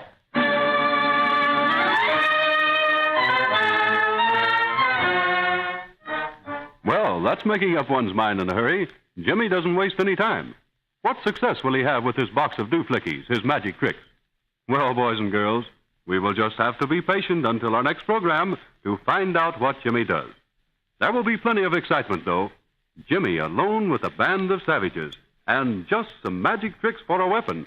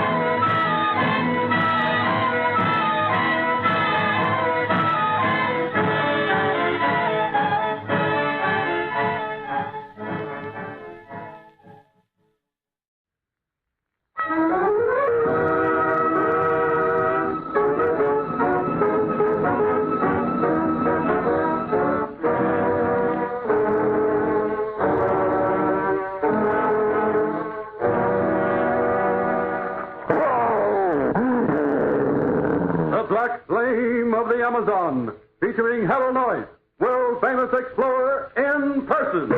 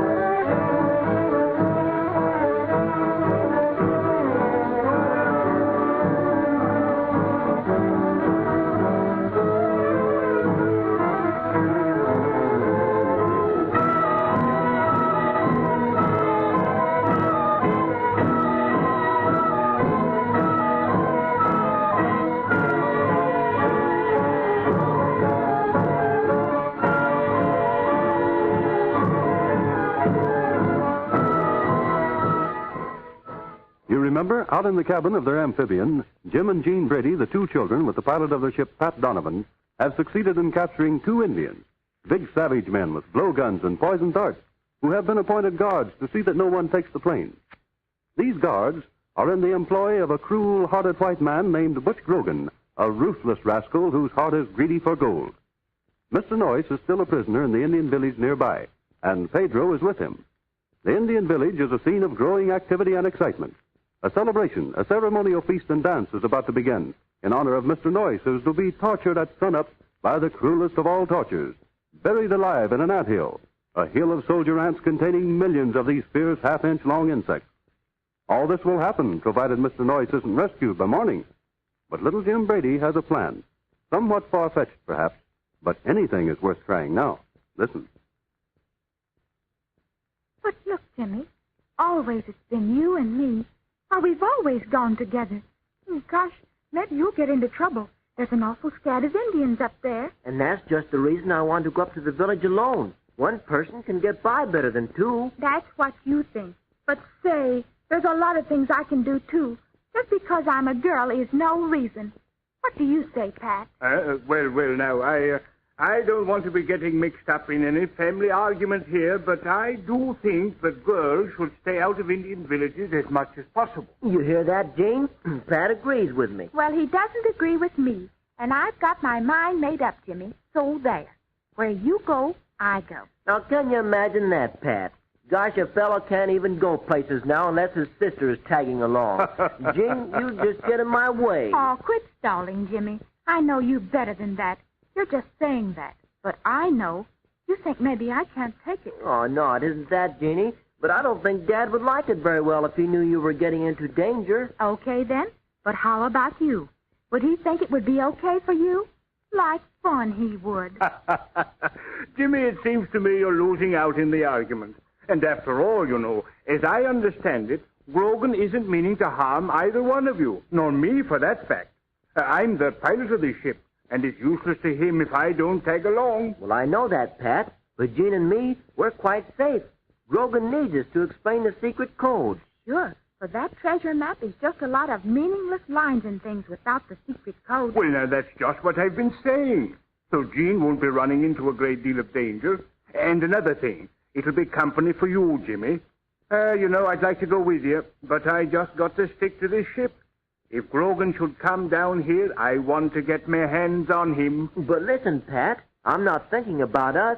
It's Mr. Noyes and Pedro. Well, sure, and don't I know it? But I can't for the life of me see just how we can do very much about it at all. And that's the tough part of it, too. If it wasn't for the Indians, we'd have half a chance. Well, very likely Mr. Noyes and Pedro could handle Grogan. Maybe, but not with several hundred Indians against them. And that's exactly what I was trying to do. figure out some plan to get the Indians out of the way. And you think the box of dooflickies might do it, Jimmy? Well, now, wait here. Now, that box there, it contains dooflickies. That's what you call them. Well, I don't remember ever seeing a dooflicky. What is a dooflicky? Well, Pat, listen, I guess I should have explained dooflickies. It's just a word. It sort of fits in, see? It can mean lots of things. But wait, Pat, here's what I had in mind. Look in there. Well, now, say, what is this to be? A fireworks celebration or something? Well, you're almost right. Pat, that's what this stuff is supposed to be for, celebrating. Oh, well, these big firecracker things, what are you going to do with them? And where did you get them? Oh, that stuff. Well, Jimmy and me, we got a big armful last year. And we were going to shoot them off and celebrate, but it rained and stormed that night. And the fireworks stuff was all off.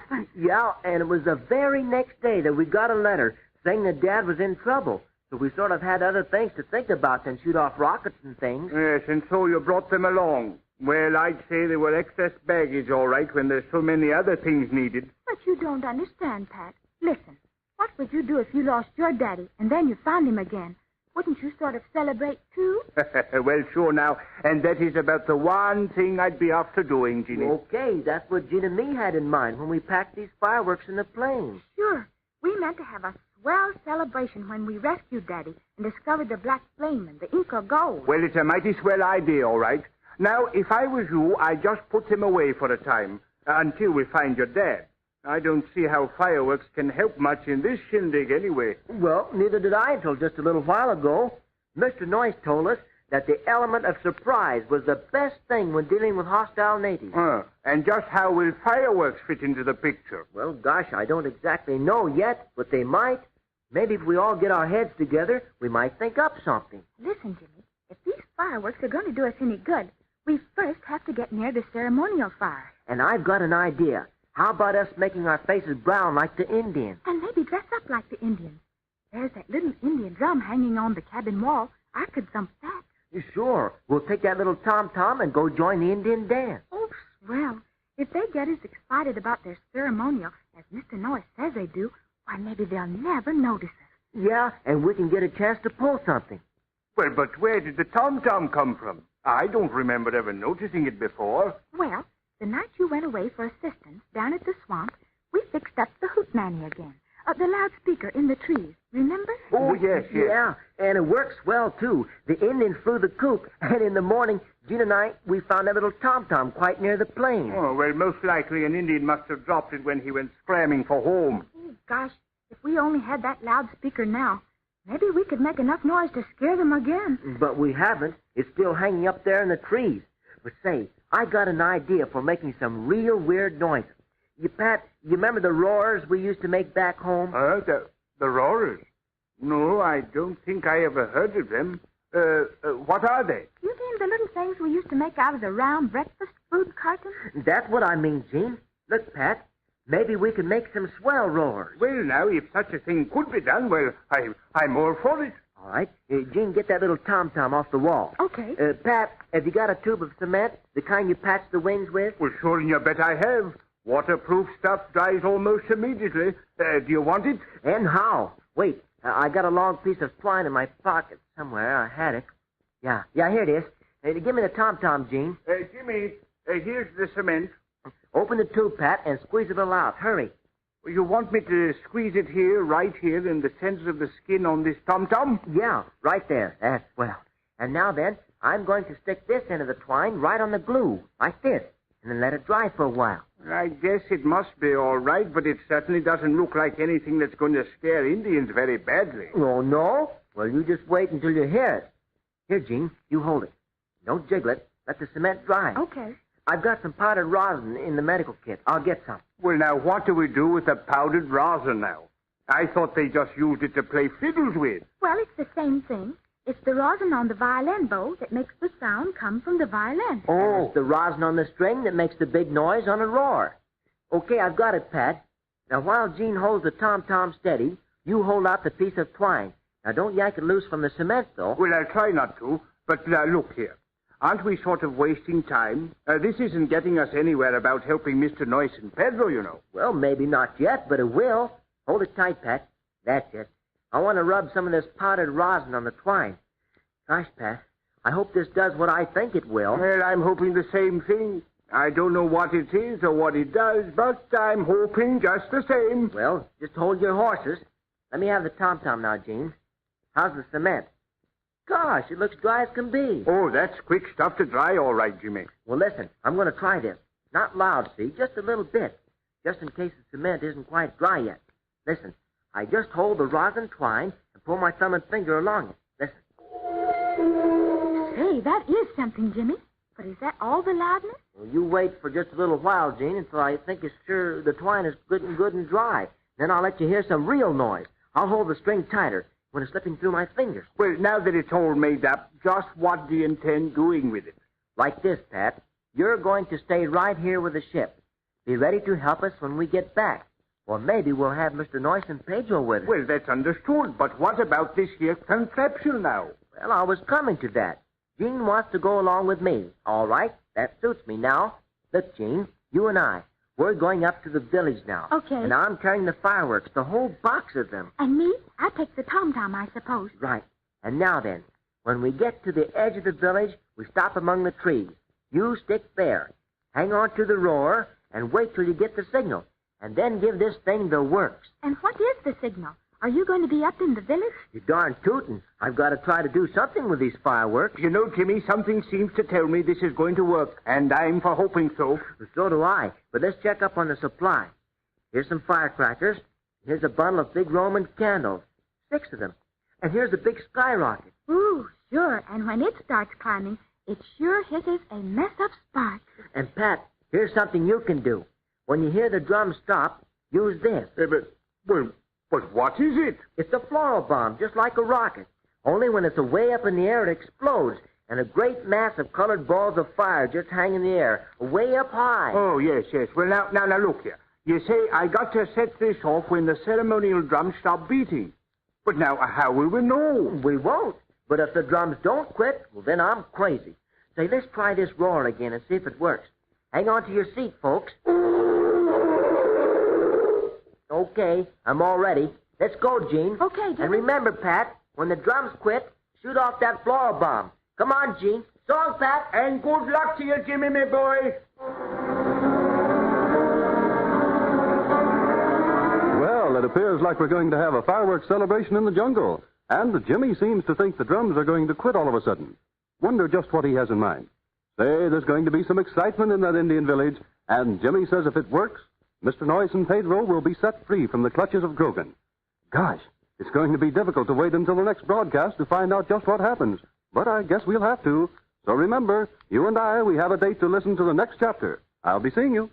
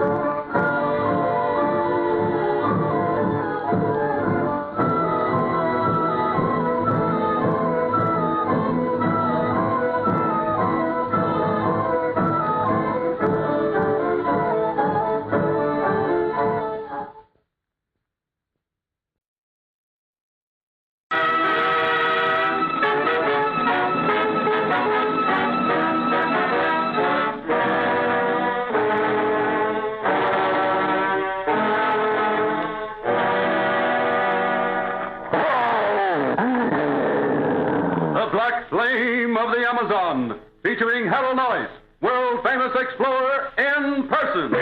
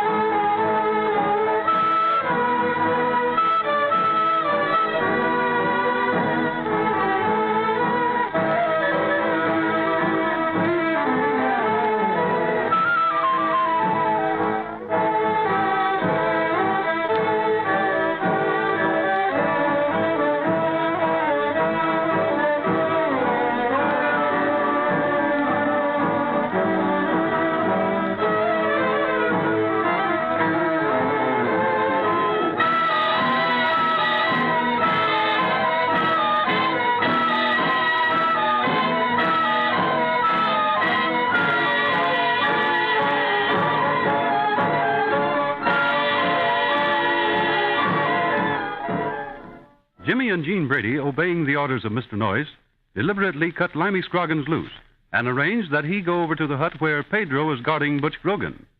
Limey Scroggins, you recall, is a very unreliable scoundrel. He professes friendship with Mr. Noyes' party and is swearing revenge on Grogan, his ex-partner in crime. Mr. Noyes suspects Scroggins and his grave promises and means to make a test.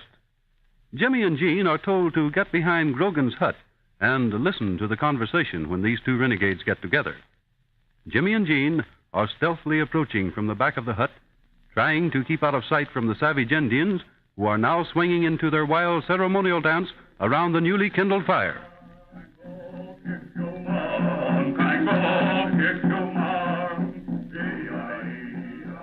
We made it, Jimmy. Gosh, we made it. Nothing to it, Jean. Those Indians are too busy dancing and yelling to notice us. Oh, yes, and all because there's to be a big show tomorrow at dawn, an anthill torture party. You know, Jimmy, I kind of thought that maybe Grogan was just fooling. Don't kid yourself, Jean. Grogan's skin may be white, but that is as far as it goes.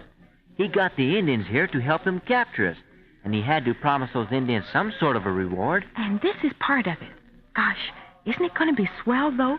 Mr. Noyes gets Grogan back downriver and thrown in jail. Gee, I guess I just won't ever sleep sound again until that does happen. Come on, Jean. Let's toddle. It's 2 huts down from here. Okay. We might as well get hidden good before Limey Scroggins gets here. We don't want to miss a word. Mr. Noyes wants us to know everything. But listen, Jimmy, wait. I guess I'm just a little dumb. I don't get the idea. Why doesn't Mr. Noyes send both Scroggins and Grogan back downriver? You mean turn them both over to the Brazilian authorities? Why, sure. Wouldn't that be the easiest way? They'd both be out of the way, and we wouldn't have any more trouble. But don't you remember when we were first captured here? Remember it was Scroggins who boasted that he knew where our dad was being held, knew the Indian village, and knew everything about it. Of course I remember. Gosh, how I hated him after that. That's why I want to see him shut up in the hoosegow, too. But listen, Jean. Mr. Noyes knows all the answers in this country. Look now. This Limey Scroggins seems to be the only one who knows exactly where Dad is right now. He could lead us there in a hurry. Otherwise... I get it.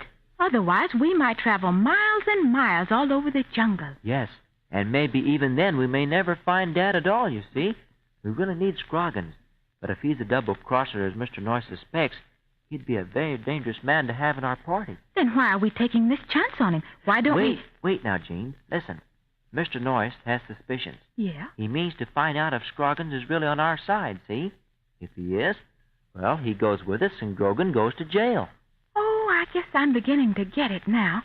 If Scroggins is the kind of double-crosser Mr. Noyes thinks he is, then Scroggins will make some kind of a deal with Grogan, and it'll be the two of them against us. That's it exactly. But Hector's pup, think how dangerous it is. Mr. Noyes instructed Pedro to turn over the automatic pistol to Scroggins, and leave Scroggins in the hut with Grogan. And we're here to listen to what goes on as soon as Pedro leaves the hut. Yeah, but Scroggins is armed by then. He has his own automatic pistol. What if he shoots Mr. Noyes and maybe captures us all again? Well, I thought of that too. But I'm betting on Mr. Noyes.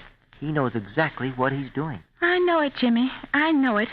Oh, I guess we haven't got very much to worry about. Yeah, only those Indians at the campfire. Gee whiz. When those Roman candles and things get popping, there's going to be an awful riot. Gene, I'm kind of scared about it myself. Oh, so am I. But I guess if we keep hidden in behind the huts here, we may never be noticed. Say, how long before the fuses on the fireworks start, Jimmy? I don't know, Gene. I stuck them away down deep among the firewood. There isn't much wind blowing, and the fire is burning kind of slowly. It might be several minutes yet, but when once they do start shooting, boy. Look, Jimmy, let's go around to the front and go in and see Pedro. Maybe we should tell him that Scroggins will be along soon. Say, that's an idea, but no use both of us going. Gene, you go around and I'll stick right here. And if Scroggins starts coming, I'll warn you in time to get out. I'll make a sound like an owl, like this. Okay, I'll be listening, and I'll bluff as much as I can. Well, I guess I better get going. I'll be right back and meet you behind Grogan's hut then. Why doesn't Scroggins get a move on? He must still be in that hut across the clearing. Maybe he's scared to come out with the Indians all whooping it up like that. Pedro! Pedro! It's Jean! Ah, it is the senorita. Senorita, come into my spider, said the little parlor to the little fly. Come in, come in. Look, senorita, this thing on the floor here. It is not the bundle of rubbishes for the pile of junk. No, no. It is the pretty Mr. Grogan. Miss Jean, cut me loose, will you? Take that gun away from Pedro. Cut me loose, and you and me'll be friends. What do you say? What do you say? Oh, I'm sorry, Mr. Grogan, but I can't do it at all. I have my instructions from Mr. Noyes. Instructions from Noyes? What instructions? What's he going to do with me? Ship me back downriver and throw me in that rotten Brazilian jail again? Well, we'll you. What? Shut up, Grogan. Or maybe I start biting those big ears of yours now. Senorita, you have the message from Mr. Noyes? Yes, no? I sure have, Pedro. It's just this. Jimmy and me, we cut Limey Scroggins loose. We came over here, sneaked up to the end of the street, and crossed over and came down behind the hut. See, where is Jimmy now? Oh, he has other duties to attend to right now. I'm to meet him later. Oh, Scroggins, he is coming here then? Yes, Pedro. That's Mr. Noyes' orders. Scroggins is to come here, and you're to hand over that automatic to him. Scroggins is going to relieve you. Scroggins will stand guard over Grogan here, and keep him here till Mr. Noyes returns. What's that? Say that again. Scroggins is coming here to stand guard over me till Noyes comes back? That's right, Mr. Grogan. Have you any objection? Oh, but that Limey. No, don't let him in here. Don't give him that gun. He's got it in for me. Why, this is just one of Noyes' tricks. Listen, little Gale, are you going to allow this? Grogan, he speak different now, senorita. He's not whoop it up no more. He is gentle like the little sheep, like the lamb. Ah, senorita, this Grogan, he is break my heart in the little parts of pieces. See. Listen, Pedro. Limey Scroggins should be along any time now, and you're to go find Mr. Noyes. Leave Limey right here. Whatever happens is going to happen. Oh, don't do it, Miss Jean. Don't. Please don't. I'm not asking you to set me free. No, I'm not. Let me lay here, tied up. I won't mind if only you'll stay here when Limey arrives. Listen, Pedro. Maybe you and me should talk this over. Maybe we shouldn't leave Grogan here alone with Limey. Limey isn't forgetting that Grogan gave him a dirty deal. Pedro, yeah. Go ahead and talk it over. Hurry, will you, Pedro? Oh, Miss Jean, see if you can't convince Pedro to listen to reason. Go ahead, will you, please? Come on to the doorway, Pedro. Let's talk it over. What do you say? Well, if you wish it so, senorita, but we must hurry. Listen, Pedro. Grogan can't hear us now. Now, listen. I wanted you out here to the door so that Grogan wouldn't hear what we were saying. Mr. Noyes wants you to hurry down to the big Maloka. And the Senor Noyes, he is getting the guns? Yes, that's right. He wants you to hurry down there and lend a hand just as soon as Limey Scroggins gets there with him. Both of us are to hide and listen to what takes place when Scroggins is alone with Grogan. Ah, see, senorita. You know, it is the plan of Mr. Noyes to find out what is which between these bad men. But listen, Pedro, what if Limey Scroggins is mad at Grogan? Well, it will be just not so good for Grogan. Senorita, these men, they are the bad ones. You hear that, Pedro? See. That was Jimmy. That was his signal that Scroggins has left his hut and is on his way here now. Oh. Well, I've got to go. I'll be seeing you, What's Pedro. it to be? Pedro, you talked it over. Oh, don't keep me in suspense. Tell me. Are you going to go through with this? Is Scroggins to be left alone with me with a gun? Well, I'm regret it so very much, Mr. Grogan. That is what will happen, and nothing else but. And you will have to be the very good boy while I'm going away. Too bad, Mr. Grogan, too bad. No, Pedro. But you can't do it. You can't, I tell you. Mr. Senor Butch Grogan, that is where you make the one big mistake. Very big mistake. I can do it. See, I'm do it now. And here comes Mr. Limey Scroggins. Listen, Pedro, listen to me. At least, cut me loose. Anyway, cut my feet loose so as I can get a half a chance to scram out of here. Say, Pedro, you can't leave me helpless like this. You can't do it. Well, I am not argue with you, Grogan. I am not argue. But I'm just look and see that this little automatic pistol, she is full of the lovely little bullets. I'll just give him the look. There is 5 here. And look, 1 more in the chamber.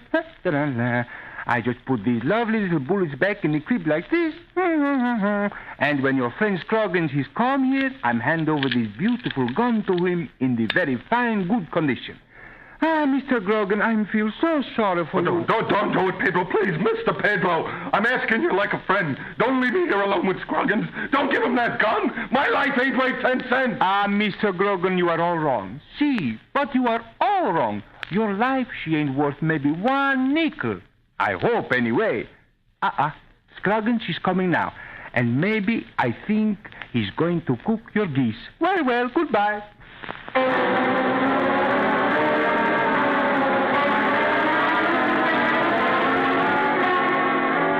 Well, what did that sound like to you? Limey Scroggins is at last to have an opportunity for revenge. He's alone in that little hut with his ex-partner, Butch Grogan, and Butch is helpless, trussed up like a Christmas turkey. But Jimmy and Jean are out behind the hut listening. What do they hear? Are Mr. Noyes' suspicions justified? What happens next? Be sure and listen to the next episode in the lives of Jimmy and Jean in the country of the Black Flame of the Amazon.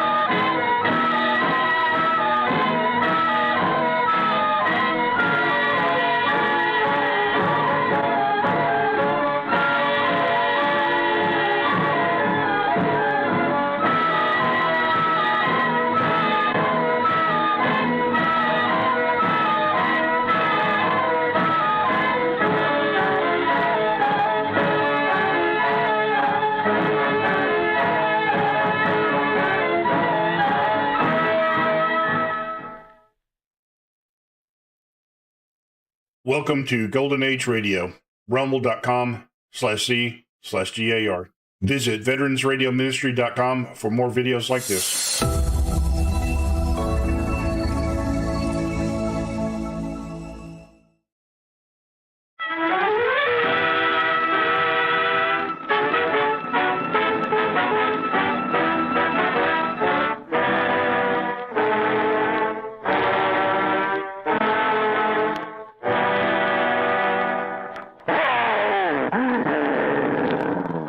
Flame of the Amazon, featuring Harold Noyes, world-famous explorer in person.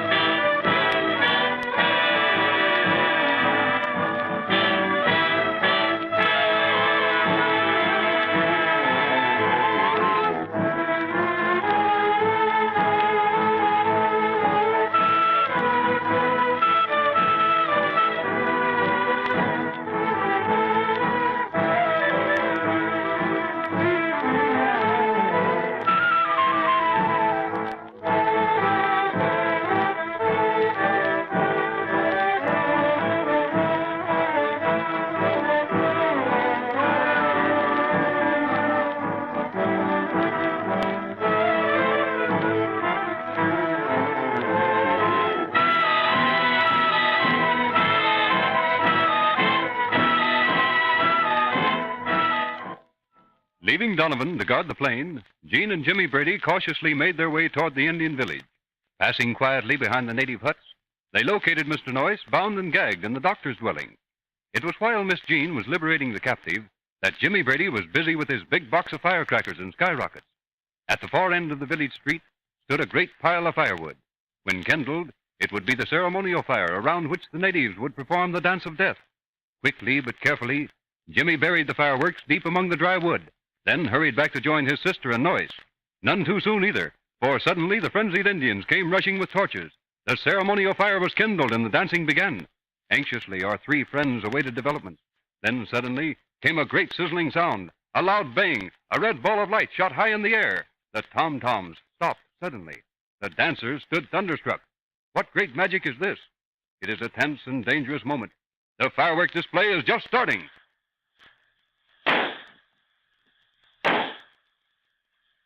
All right, we'll sit down for the doorway here, back in the shadow. We can see all that goes on. If the other two Roman candles work as good as that one, we're all right. Well, say, Mr. Noyes, where's Jimmy? Where'd he go? Why, he was... Good heavens, I thought he was... Well, I wonder what... Okay, folks. Yeah, I'm sorry I'm late, but I just had to get there. Oh, say again, I forgot about it. Jimmy, you better hang on to that roarer. You've got stronger hands than I have, and you should make it roar louder, so you handle it. Jimmy, I didn't like that. You take things on your own shoulders too much. It was a dangerous thing to do, going around there for that noisemaker. But, Mr. Noyes, we need this thing. We need it. What if the old witch doctor should decide to come into his hut for safety? Why, a blast from this thing and his teeth will curl. We need this bull roar right about now, I hope. True enough, Jimmy. But I insist that you stop taking so many rash chances. I mean to deliver you and Jean to your dad up in the Black Flame country. Deliver you well and healthy. Oh, I'm sorry, Mr. Noyes, but gosh, when we kids think about something important like this bull roar, we just got to get going, that's all. Well, anyway, turned out all right. Better get my permission the next time you feel the urge to get into danger, though. Those Indians out there right now, they're dynamite. They sure look it, Mr. Noyes. Not a sound out of them. They look as if they want to run like everything. Yeah, they all got their spears and machetes, and blowguns, too, holding them ready. Yes, and a guardian angel protect anyone that gets in their way right now. Gee whiz, is it as bad as all that?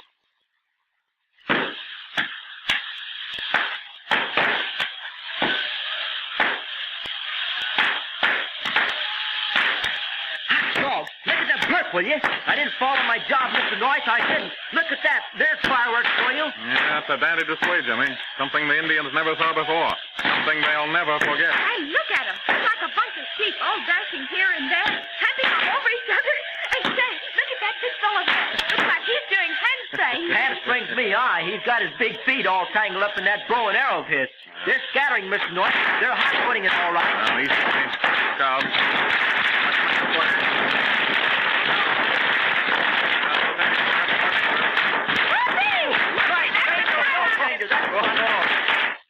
They just don't know what's happened. It's magic to them, bad magic. Oh, gosh, danger or no danger. That's funny. These fireballs from the Roman candles, they're shooting all over everything. I just saw one land smack on a big Indian's neck. Yes, sir. That's skyrocket. Yeah. Why, some of these warriors aren't going to stop running till they come to the Panama Canal. Yes, I'll bet Grogan and Scroggins are shivering in their boots right now. Hear that, Mr. Noyes? Pistol shot. That came from the hut where Grogan and Scroggins are now. What happened? Oh, maybe Scroggins just lost his head, scared to death. Those two men knew the danger of the moment. Look, Mr. Noyes. Look, here comes an Indian, and he's heading right for us. Say, it's the witch doctor. The bull roar, Jimmy. Hurry, hurry. Hold everything, then. Well done, Jimmy. There he goes. Oh, that was too much for his constitution. He won't be back in a hurry. Say, how about going out into the street and giving them some more of that blood-curdling music? Well, what do you say about it, Mr. Noyes? Go ahead, Jimmy. Just outside the door. Keep in the shadow. I'll keep watch. Now hurry. Give them a few more blasts. Just put the finishing touches on it. That's me, and here goes. Hang on to your seat, folks. Oh, gosh, Mr. Noyes. That's enough to scare anyone. My, those poor Indians. Yes, at that I do feel rather sorry for them. Ignorant savages, brave as lions, face any danger they can see. But the unknown, the unseen, it's too much for them. I'll bet it'll be a long time before they come back here. But what about the women, the mother Indians, and the children and the babies? Where are they? Haven't seen anything of them around. This dance they were doing, ceremonial dance, the women and children are not allowed to take part at all, not even allowed to witness it. The women and children are all out in the jungle far enough away. You mean the warriors send their families out into the jungle unprotected? Well, no, the older men, beyond the age of being useful warriors, they go with the women and children as protectors, build little temporary grass huts and shelters. Hey, Jimmy, that's about enough. Come on back in here. Oh, there you go. Just a wet blanket, Gene. Yeah, just having a swell time chasing savage Indians. And you got to butt in and spoil my whole evening. Say, Gene, was that a swell war, or was it? Well, what now, Mr. Noyes? I suppose Grogan and Scroggins are our next on the program? Yes, they come next. But we still have to be careful. There may be an old warrior hanging around, scared and hiding. Gosh, I hope none of the fleeing Indians happen to take the trail down to the river. Oh, we won't worry about that yet. Mr. Irish Donovan will be able to hold his own. I'm pretty sure of that, all right. Well, Mr. Noyes, what did you make of the gunshot that came from the direction of Grogan's hut? You think maybe some Indians busted in on them? I don't know. I doubt it. If they did, and that was Scroggins shooting, then the Indians didn't stay long. Or maybe that was Scroggins using the gun on Grogan. Maybe they had a battle, just the two of them. I doubt it. All that noise, the wild warrior so frantic and everything, both Grogan and Scroggins knew that the best thing was to keep perfectly still. I don't hear a sound now. Quiet as can be. And Grogan and Scroggins have it all figured out. They know that we set off those fireworks.